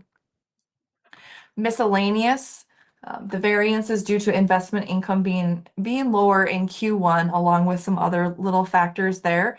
But that will also dissipate as we get 2026 items more in line with where the budget is. Moving down, the next section we have are the expenditures. The first area that we want to look at is the variance for the administration. The variance is due to professional services that were not budgeted and are expected or planned to use by reserves. The finance area, there were minimal charges to professional services in Q1, and that was due to certain items haven't been paid yet for the year, such as the annual audit. So that will also dissipate later in the year. The insurance, as you can see here, the board did take action to move the insurance out of the general fund and establish its own fund. So we do have just a timing as we actually implement that. So this will dissipate in Q2, as it will no longer be in the general fund and will be in its own presented fund. The next item that we want to talk about is the elections. The variance there is simply due to the elections happen later in the year. So we will also see that dissipate as the budget being allocated versus how it's being paid is just not in alignment. Right. Information systems. So the variance there is due to the 80% of the annual budget for the capital expenditures were spent in Q1. So we will see that dissipate as the budget is allocated out in later quarters. The next item that we want to talk about is the appropriations there. Once again, just a timing issue. Appropriations were not paid in Q1, and this will dissipate as the payments are made later in the year. And the final item we want to talk about is the extension there, is comment number 11. This is timing. Is this a timing issue? So the first quarter expenses for the University of Minnesota contract salaries were not paid until August. So we should see that dissipate in the second quarter report as well. Any questions so far? We will move to the next area here. I'm just going to get my screens. All right.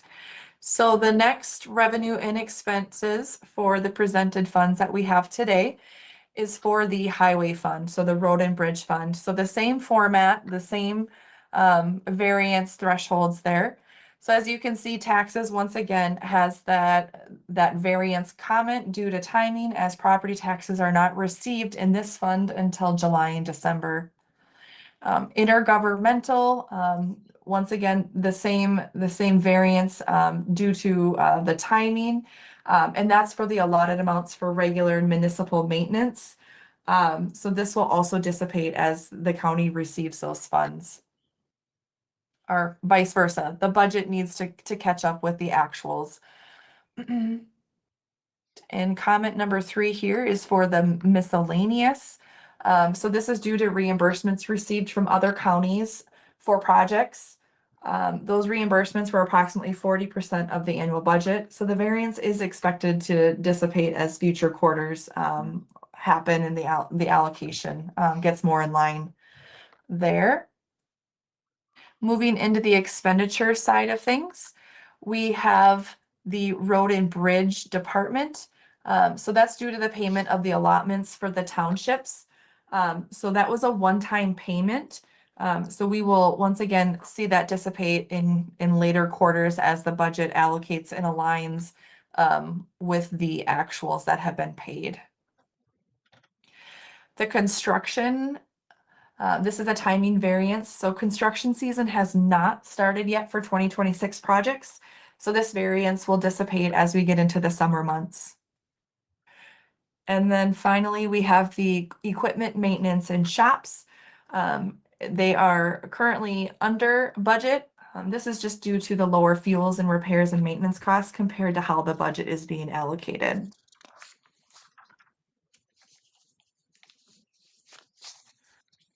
Okay, so the next schedule here is what is all of the investments that the county currently has. It is a breakout by bank account and bank account type. Um,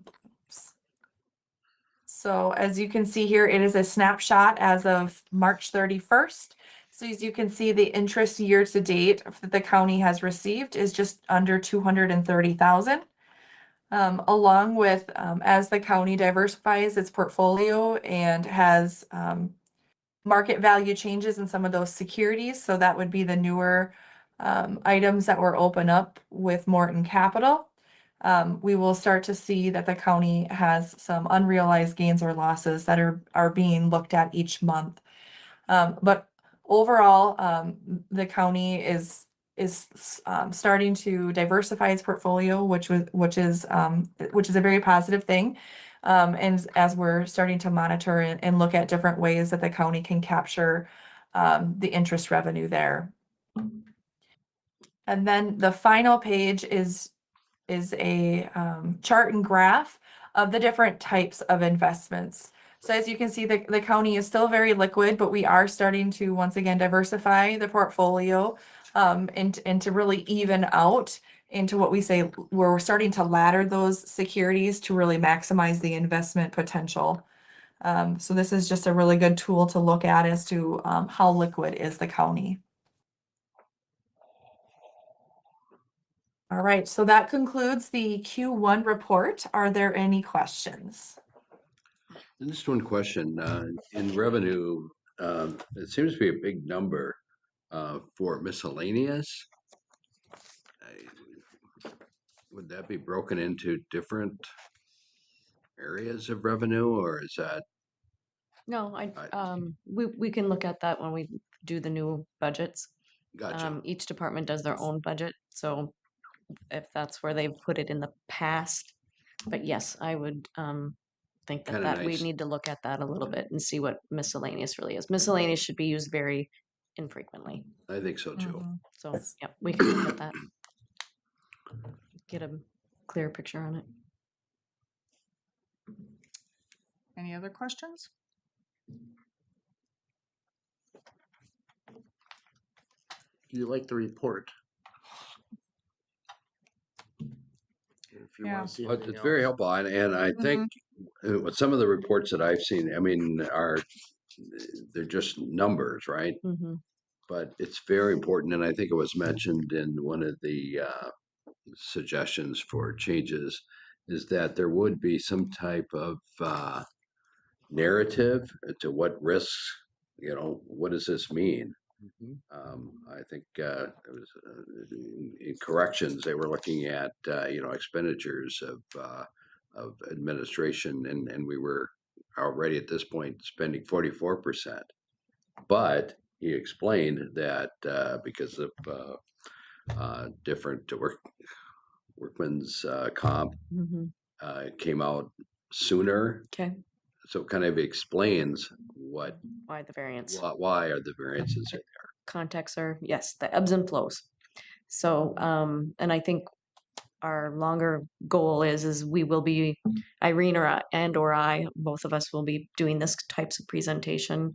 It will be one of the things that we transition, as well as, like we've talked in the previous meetings, and from the assessment, is to get you more financial reports and consistency dialogue, but that they need to come from finance, because finance needs to be the driver of that Yes. information. So we know that we're vetting it, and the consistency of what are the ebbs and flows.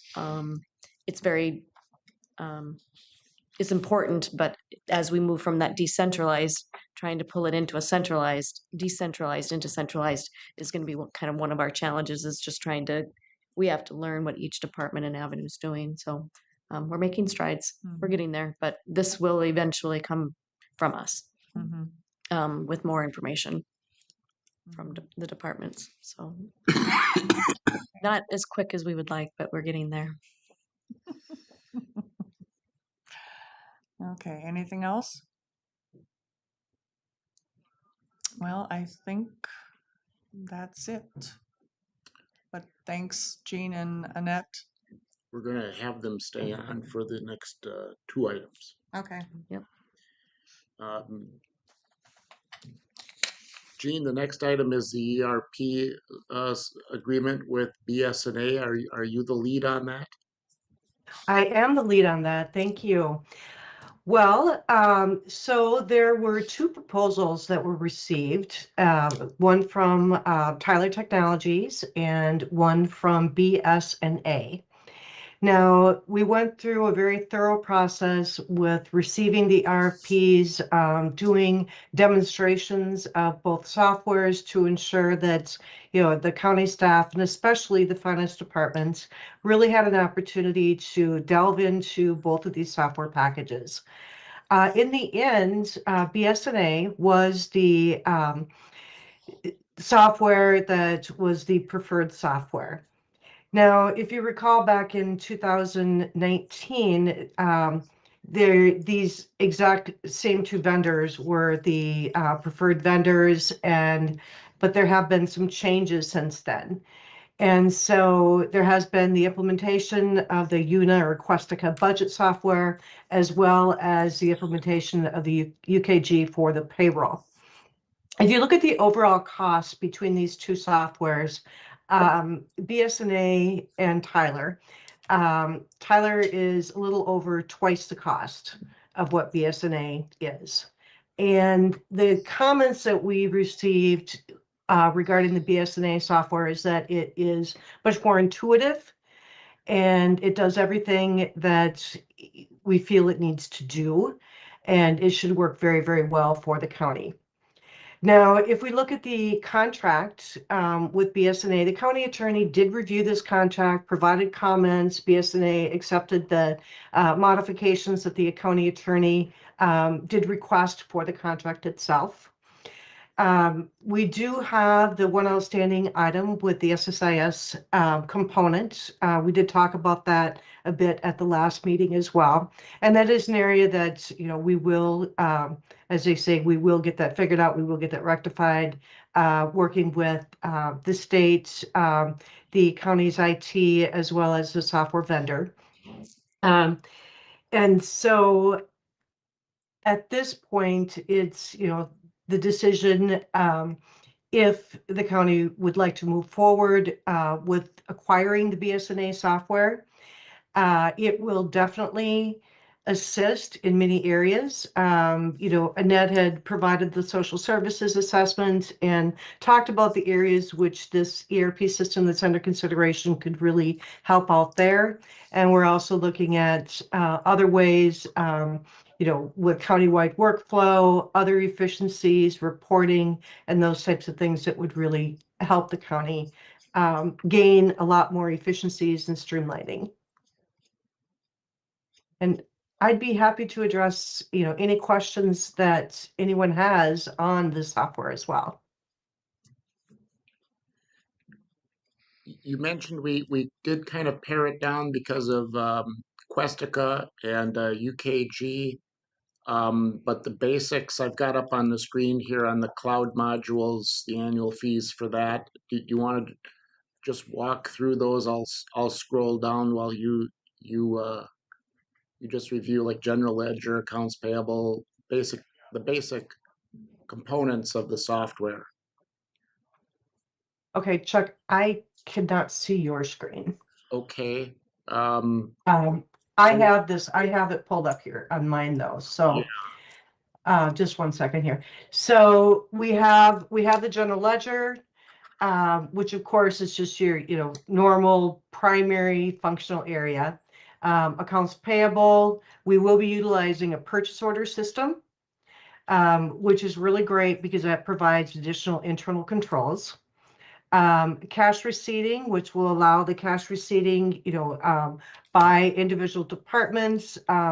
During the social services assessment, we talked about having cash receipts done at the time of receipt as opposed to bringing things over to finance and then having them receipt it. We have accounts receivable, fixed assets. We also have on here information for community development. Essentially, that's for like all of your planning type needs, which this is an area where we're still having additional discussions on as well.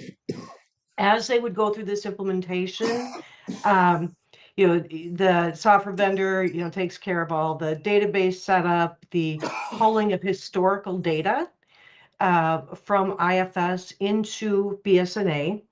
And that kind of goes into my next item with the proposal that Abdo has for the county to consider as well, because there's a lot to do with the chart of accounts setup, but I will get into that in just a moment.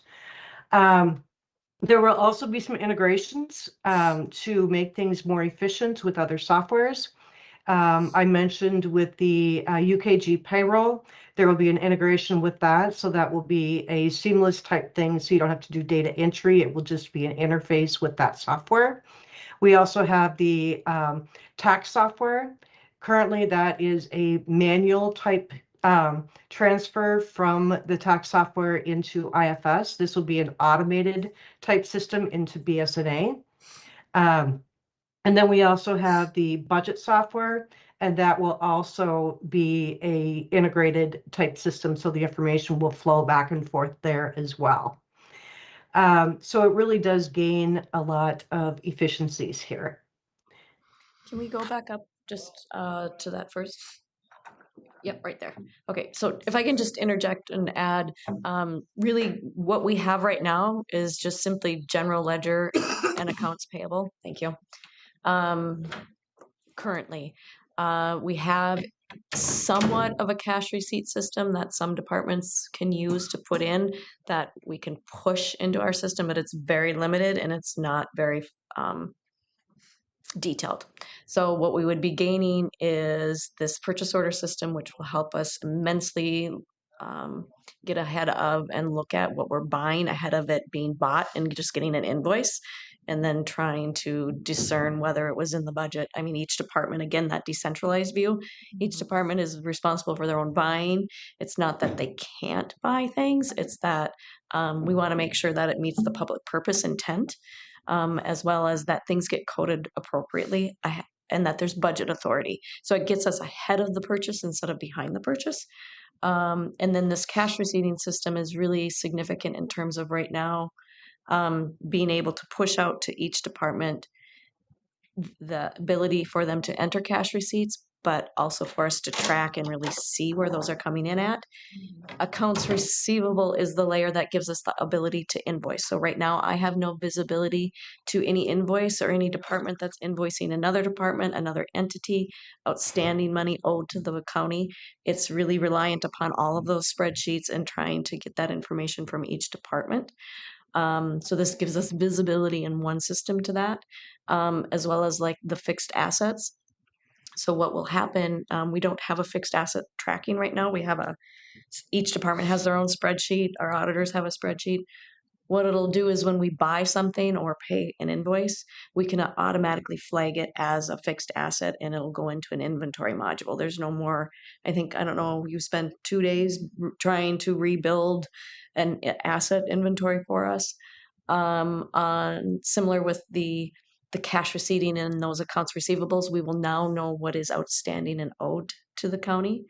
And we will have every department, when we talk about accounts payable, all departments in the county will have an electronic invoice. It'll scan the invoice and load it. So every department is using the same system, the same process, not this group doing this process and this group using that process.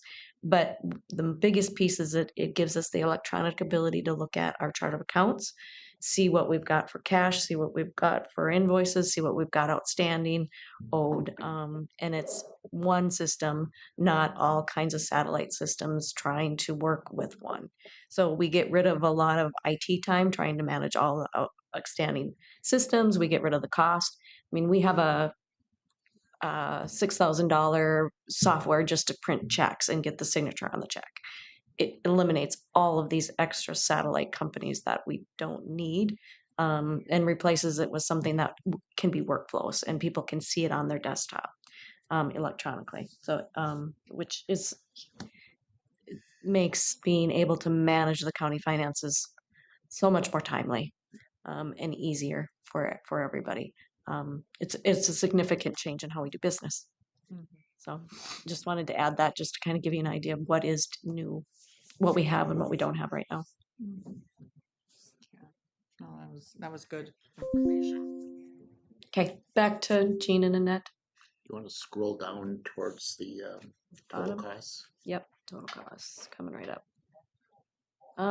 So Jean, I'm on the total cost page of the proposal. Okay. So when we're looking at the overall cost, so we have a total proposed cost of $213,145. And there are, a payment schedule of about 81,000 on execution of the contract, 51,000 when the project actually starts for the implementation. And then after all the training is done, and right before go live is when the final payment is due. Now, the other thing to note is that if the contract is executed within 6 to 8 weeks after the contract is executed, there will be a kickoff meeting. A project manager from BSNA would connect with the county and schedule a kickoff meeting. And from there, the timeline that BSNA provided would be 6 to 9 months for implementation. Now, this would be a collaborative effort between the county and BSNA to determine the actual length of time that implementation would take, and also what implementation would start, because we need to coordinate that to make certain that it's not starting in the middle of budget or in the middle of audit or something of that nature. And so, the finance department and especially Stacy needs to have a huge say in when that implementation would actually start.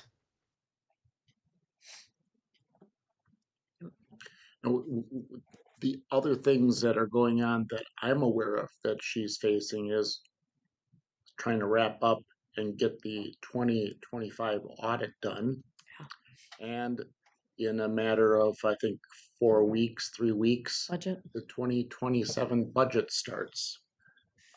So there's lots of things going on. I do think that this 6 to 8 weeks actually works pretty well because those things can get underway and then attention turned to this. And the as you'll see in the proposal, the chart of accounts mapping, particularly for social services as part of the whole, is necessary to get into that SSIS integration workflow with the state.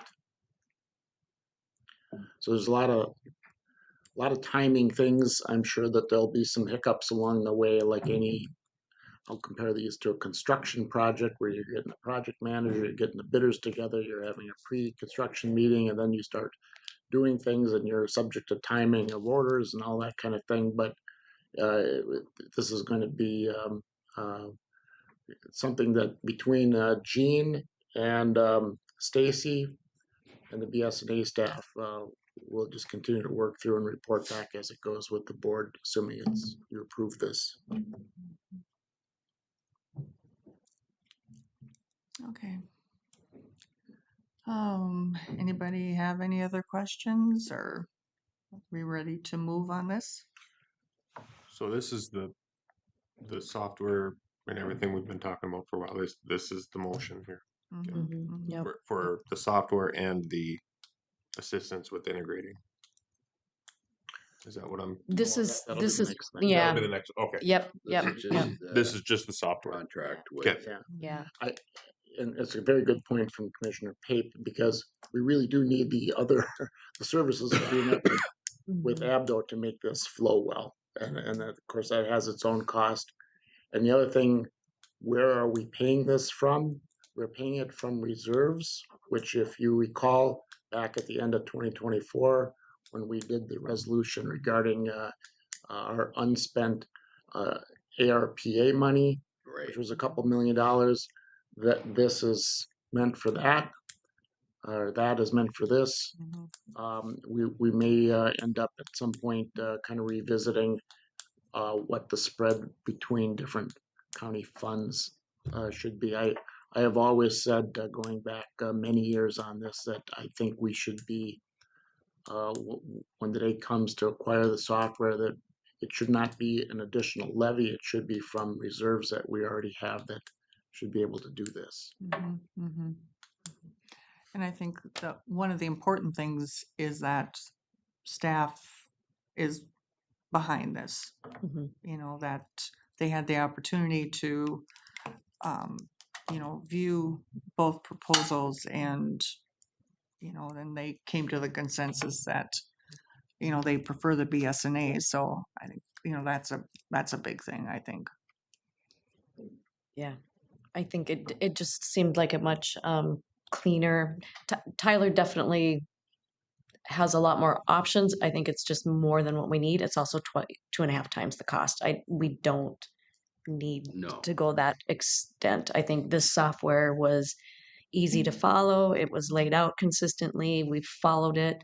It has all of that. Oh, and that's another option we'll get is that grant reporting, grant tracking. And every one of those screens, we can put the grant number on it. So it's on the purchase order, it's on the receivable. It helps us tie all of those pieces together that we're looking for.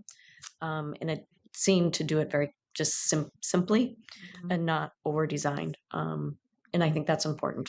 I mean, we need something better than what we've got, Mhm. newer than what we've got in this age, Mhm. but we don't need an over designed system. Right. Mhm. This A is technical. what you prefer? Yeah. this software? Yeah. Mhm. This one just definitely clean, Mhm. cleaner. And there'll be, I mean, some things, as with any implementation, we'll find there'll be a quirk. But I think the Tyler one just really was bigger than what we were comfortable with. Mhm. And we should note too, this will be the first Minnesota county Oh, yes. to utilize Mhm. BSNA. Mhm. So the SSIS integration is a rather significant issue. Uh, Tyler has worked with other counties.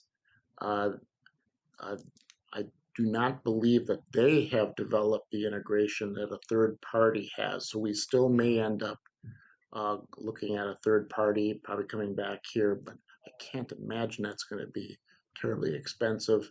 It's a data transfer that goes back and forth between the state and our accounting. Mhm. Mhm. And And we're working on it. Mhm. And of course, the upside for BSNA is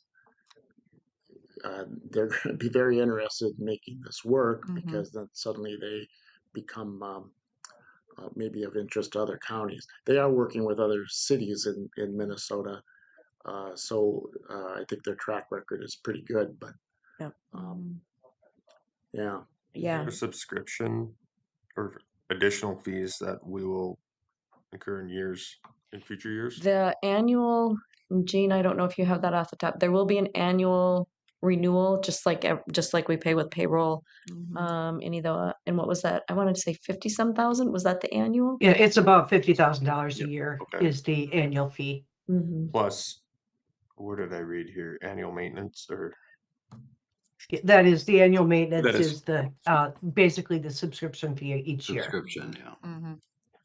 we will start budgeting that on a regular but basis. with that, we won't have other Yep. like you were saying. Okay. Yep. Yep. With that, we'll drop our check printing software. We'll drop, So it'll be offset somewhat, maybe yep, not. we'll drop IFS, we'll drop cash drawer. Yes. So we'll drop off other softwares that we're using to keep all the other pieces going. Do we have a net cost in our approximate? I don't. We We can get it though. we did when we did the RFPs. Mm. Because I mean at that time the issue of paying for Kronos UKG that's significant each year, but we don't have that as part of this Mhm. because we're just kind of in what do we need to do the conversion. We we've made decisions over the last few years of buying other softwares because we haven't had an integrated package. So whether it's GovAP, Oh, UKG, Questica, we've got all these other softwares. Yeah, I forgot I about think those. once we get this in place, and up and going, what we're going to be deciding at this table is, do we want Questica or can this do it? Do we want UKG or can this do it? And then we convert the costs, and the costs end up being comparable. And just we've got it's right up there right now where it says community development. The discussions with Jake and his staff, they've been looking for a way to put into an electronic format tracking their permittings. Now, we're not a heavy permitting county. We have them, and we had a whole afternoon on this. I think their position right now is this is more than what we need. However, they're looking at it from their perspective. I said, let's give us some time. It'll be a 2027 thing, and we'll look, well, what would we want to be drawing from the permitting into BSNA? It'll do it, but do we want to pay this to do it? Do we want another vendor? Yep. Yep. And there are other aspects in this community development that we can use for parks and recs and some other pieces. So it's not just planning and zoning. There are other avenues here that we can replace probably some other softwares. If we were to look at buying an AR accounts receivable system, we're not going to get an accounts receivable system for 5,200. So we're gaining as well on that. But yes, it'll and every time we bring in a different software, particularly if it's for basic stuff, you run into the accountability. How can it be tracked? Can finance see it? If this is going to boost the efficiency of our finance department, I think it's a no-brainer. I move. Okay.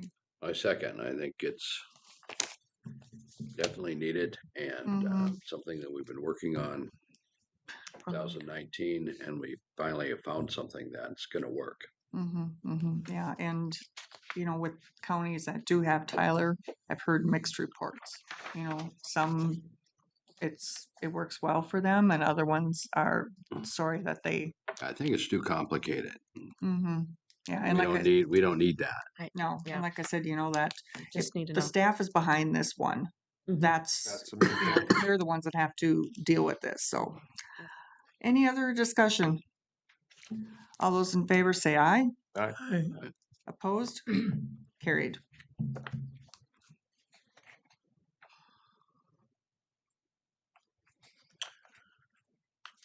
Okay. On to the next item. Stacy, why don't you minimize my memo there? And Jean, if you want to go through the ABDO support services there for now helping us roll this new software out, I appreciate it. Absolutely. There's 3 components to what we are proposing for additional support for the implementation of the software. The first one is what we're calling chart of accounts mapping. Now, we talked a bit about this previously, but essentially we need to, anytime you're going to move to a different ERP system, you need to take a really good look at your existing chart of accounts.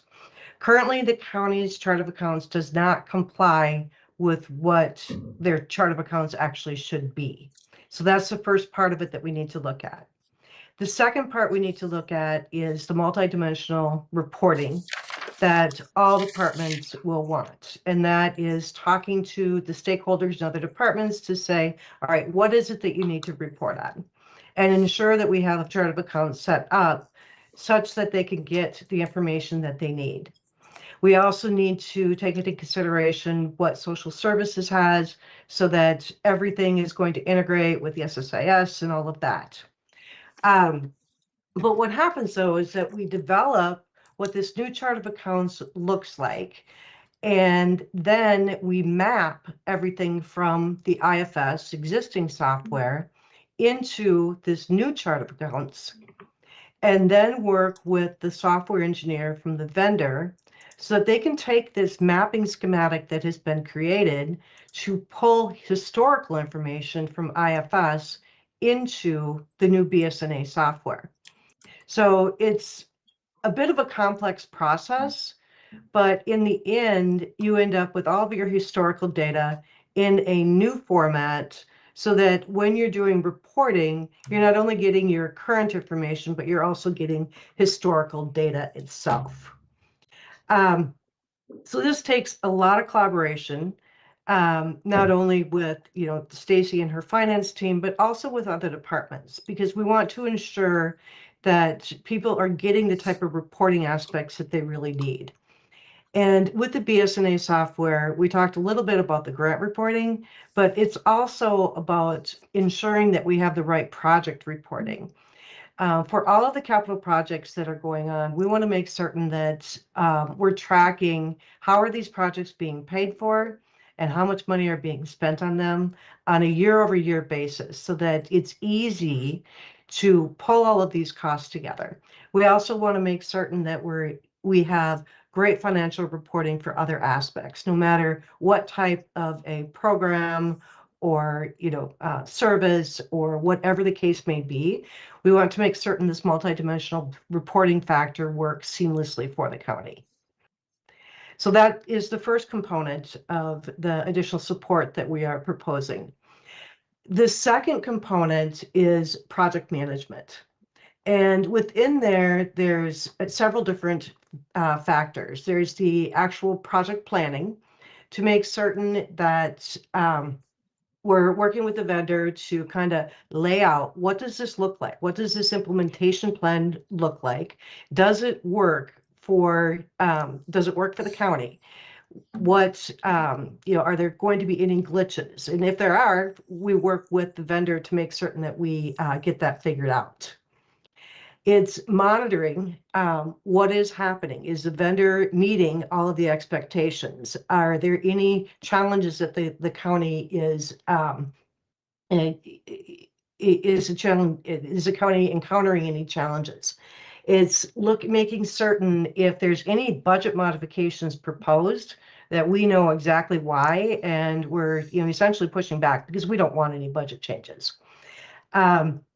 And it's really, it's making certain that we're working with your IT department. Are there any challenges that they're experiencing? What can we do to facilitate this with the vendor? It's providing the continuity and connection, across all the departments. It's also the change management component because change is hard. And this is a significant change for the county. I mean, you're going from a very, very decentralized aspect to trying to centralize things. And we will really be right there to help build that change management and to work with departments to assist with that overall process. The training component is huge. And as part of the project management, we would really make certain that people are ready, that we're touching base with people to make certain that they feel as though the training is adequate and appropriate, and that everybody is getting the scheduled training that they need to have. And also being on site during the go live. When you go live, there's always going to be additional challenges that happen. And it's important that as part of this project management that we are on site when this happens so we can deal with any challenges that happen right away. And then the third part of the additional support that we're proposing is staff augmentation.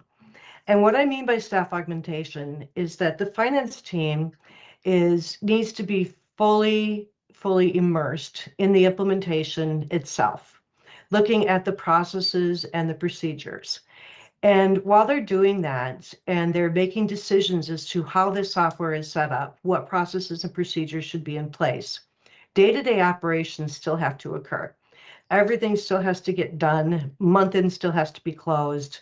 All the other, daily activities, they still have to happen at the same time the ERP is being implemented. So the suggestion is at certain points during the implementation of this software, the finance department is going to need some additional assistance for the day-to-day operations. And so we would put together a project plan once we have the implementation plan to say at these points in time, This is the additional assistance that will be needed in these areas, working collaboratively with Stacy and her team to ensure that it's, everything is going to be adequately staffed during those timeframes. So then when we look at the overall cost for these various areas, with the chart of accounts mapping, we had priced that at 24,000.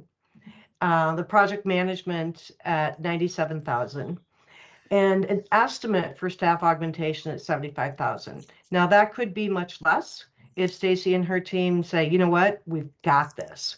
Because this would be, we're here if and when you need us. Let's put together this plan and see how it works for you. And I would be happy to address any questions that you may have. What was the mapping cost again? 24. The mapping cost is 24,000. Thank you. And the length of the service contract goes to August 1st of 27. That is what I'm anticipating, that we should be able to have things fully implemented at that point. And the chart of accounts mapping is the one area that would start right away. As soon as we have that kickoff, that chart of accounts mapping starts immediately. You'd anticipate starting as soon as June 1st? Oh, not June 1st. That's just what I read. Oh, yeah. I mean, we would love to start June 1st. We've got budgets. It would probably be more like July. Okay. Get our budgets kicked off. I don't think we could tackle that by. Actually, I think we'd like to go tomorrow, but Yeah. it's not the only thing we're doing, and then it'll get worked out from a timing standpoint. Yeah. The Yep. chart of accounts is a project in and of itself. That Irene and I cannot tackle with everything else going on right now. There's that.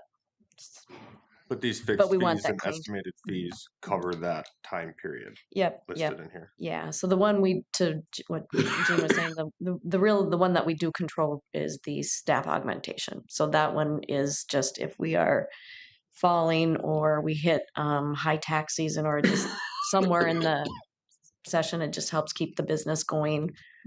If we aren't able to manage all of the questions, there's things that come up constantly until we get there. But yeah, it's an ask, I know. We don't want to bring in junk into a new software.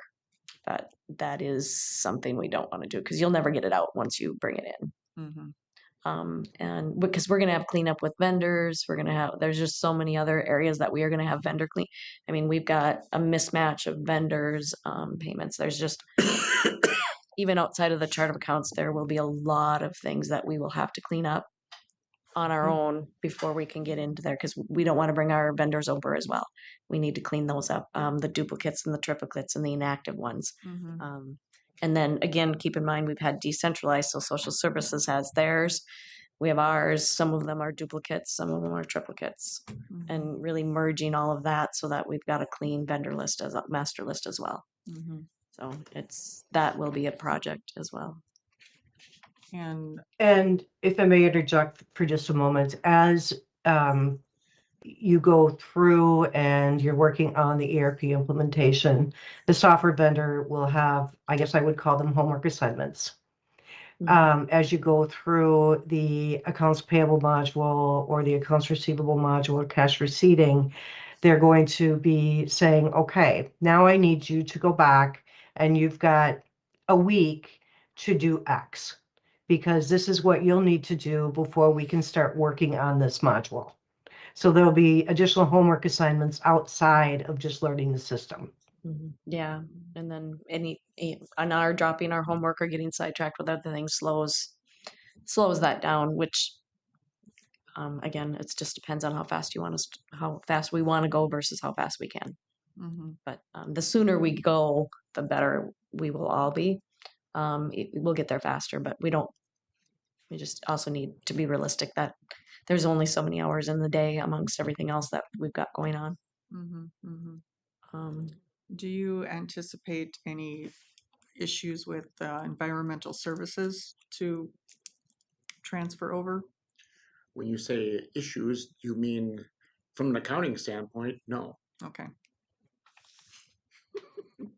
There'll be challenges with each, Mhm, as we move from decentralized to centralized, there's just simply going to be a lot of mhm, We reassuranceing. with every department, we have to have an understanding of why it's important to them Mhm. and what can be done instead, or what does it look like in the new software. mhm. Some of it they don't have to do. We have already run into many instances of that. But keep in mind, a lot of the accounting and management decisions have been left to each department. Yep. Mhm, So it's very important to our staff that we acknowledge what's important to them. mhm. But I think once we transition, once there's a grasp of what this is, which is very hard to do in an abstract like this, um, our responsibility is to make sure that they're getting what they need. But also they're able to do it efficiently, consistently. It works for the whole county.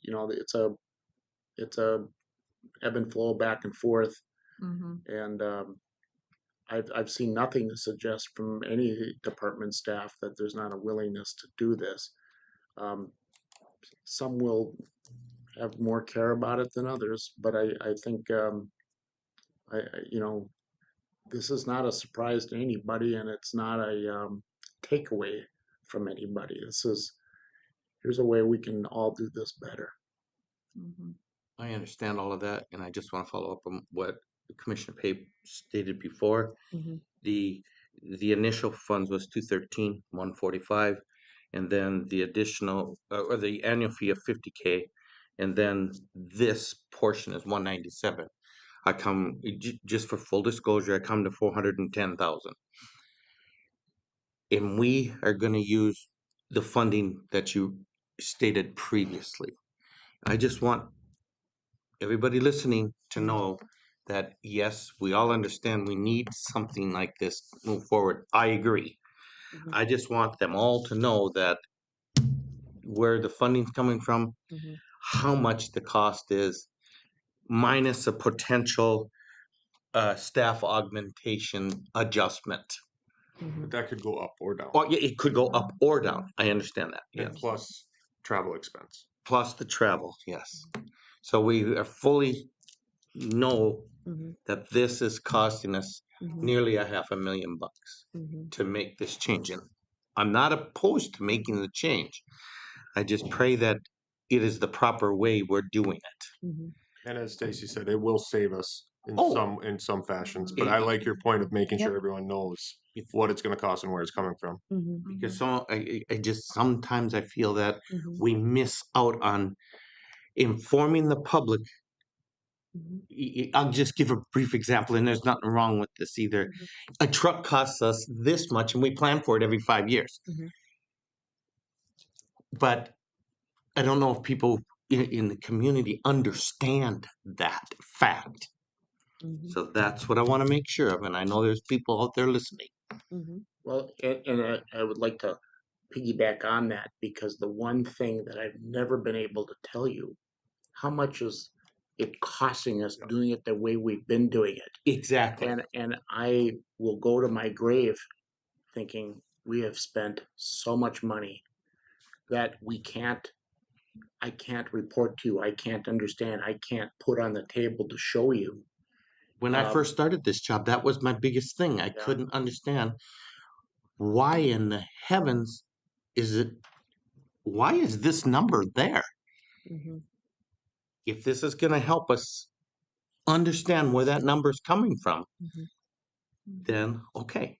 Mhm. But it comes at a price, and a price is right now, not 20 years ago, not in 5 years, because it would be double. And it's still not all at once. It is. Exactly. And we got, according to what they're saying, we got till August of 27 to get to a point. Mhm. The point might not be finished, Mhm. but we get a point with this dollar amount. It's not free to do nothing. It's not. That's for sure. That It's is still fair, costing understand, us but money. people just need to know that we're not just doing this willy-nilly. Mhm. We are actually thinking about this. We are making sure that we have our constituents in mind Mhm. when we're making this decision, Mhm. and the world needs to know that. Mhm. You gonna make a motion? You can. I'll move. Ross I'll second that. and Paul. Any more discussion? All those in favor say aye. Aye. Opposed? Carried. Thank you. We will do our best to minimize as much as we can and try to bring some transparency to what we are saving and where some of our advantages and efficiencies come from, and be mindful of all those things. We recognize it is using taxpayers' resources, whether it's ARP funds or whatever, and we wouldn't ask for it if we didn't feel professionally very much that it's necessary for the county. This morning you came with a great thing on the investment portion. We've never, ever, ever had that Investments. before now. And what was the amount off the top of your head? 200 and some thousand in interest that we've never taken advantage of before. Yeah, and we haven't even fully taken advantage of all the money we can. That's my point. Yeah, so, That's my point. So and those are gains. Yeah. people need to know that too. Right. So the changes that we are making are positive ones. Right. It's just they're not as visible as, but, so yes, because that, yeah, it's important. So when you sit in my chair and you've heard me enough on this, probably to say, yeah. But when we do budgets, you know, I've said I'm never sure, but the one number I'm sure of is going to be the levy. We're going to target that 3% range. We're going to make it fit to that because that's what people can afford to pay. I want to continue that as long as I'm here. But even with this kind of expense, that doesn't change. We have funds that should be properly utilized for being more efficient, being more accountable, being more responsible. So we should use them for that. Yep, exactly. So we'll use some of those interest gains to help Exactly. us get there. Because I yes, we think- didn't have those interest funds I agree. before. And I think people need to know that as well. We're not just gonna sit on that. We're gonna use that, but leave it working. But let's use some of this too. Yep. So, so Thank you. well, go have fun. Let's let the eye twitching begin. Okay. Oh, Next. well, thanks again, Jean and Annette. Excited for the future. Yes, thank you very much. Here too. Thank you. Thank you. Bye now. Bye. Okay. We're not quite done. Nope. I'll just come down and tell you.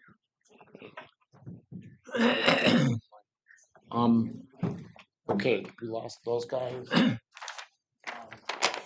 Do a couple of things here. We've got a closed session. I want to be able to excuse Ashley for lunch. I also need you to find somebody in IT, because I know Levi's down in the conference, but find somebody in IT, get him in touch with Rick Langlois. I know you're in IT, but something's going on with his computer, hopefully not the network. Rick Langlois. Now, let's see, where are we at here? Someone changing to this one? I have to see if I can get him. He wasn't on my, oops. Ah, dang it. That's a good Are we closed session or are we? Not yet. Yeah, We will vote on it. I want to see if I've got the attorney. He is actually on vacation today, so I don't I expect mean, him. we'll wait until like everybody that's not needed for this meeting is out of the room. Yeah, you can get ready. The next item on the agenda is closed session. Negotiations per statute 13D.03 subdivision 1B. Negotiation strategy. And so this is the last thing on our agenda for today. So when we do come out of closed session, there will be no recap of it and we'll just adjourn. Right. So. There'll be no business trend. There'll be Nope. no vote. There'll be nothing. But I do need a motion to go into closed session. Oh, before I move. Well, Second. Wait. what? Nope. We're not ready. We're not there yet. Session, let me make sure that we're not on Online.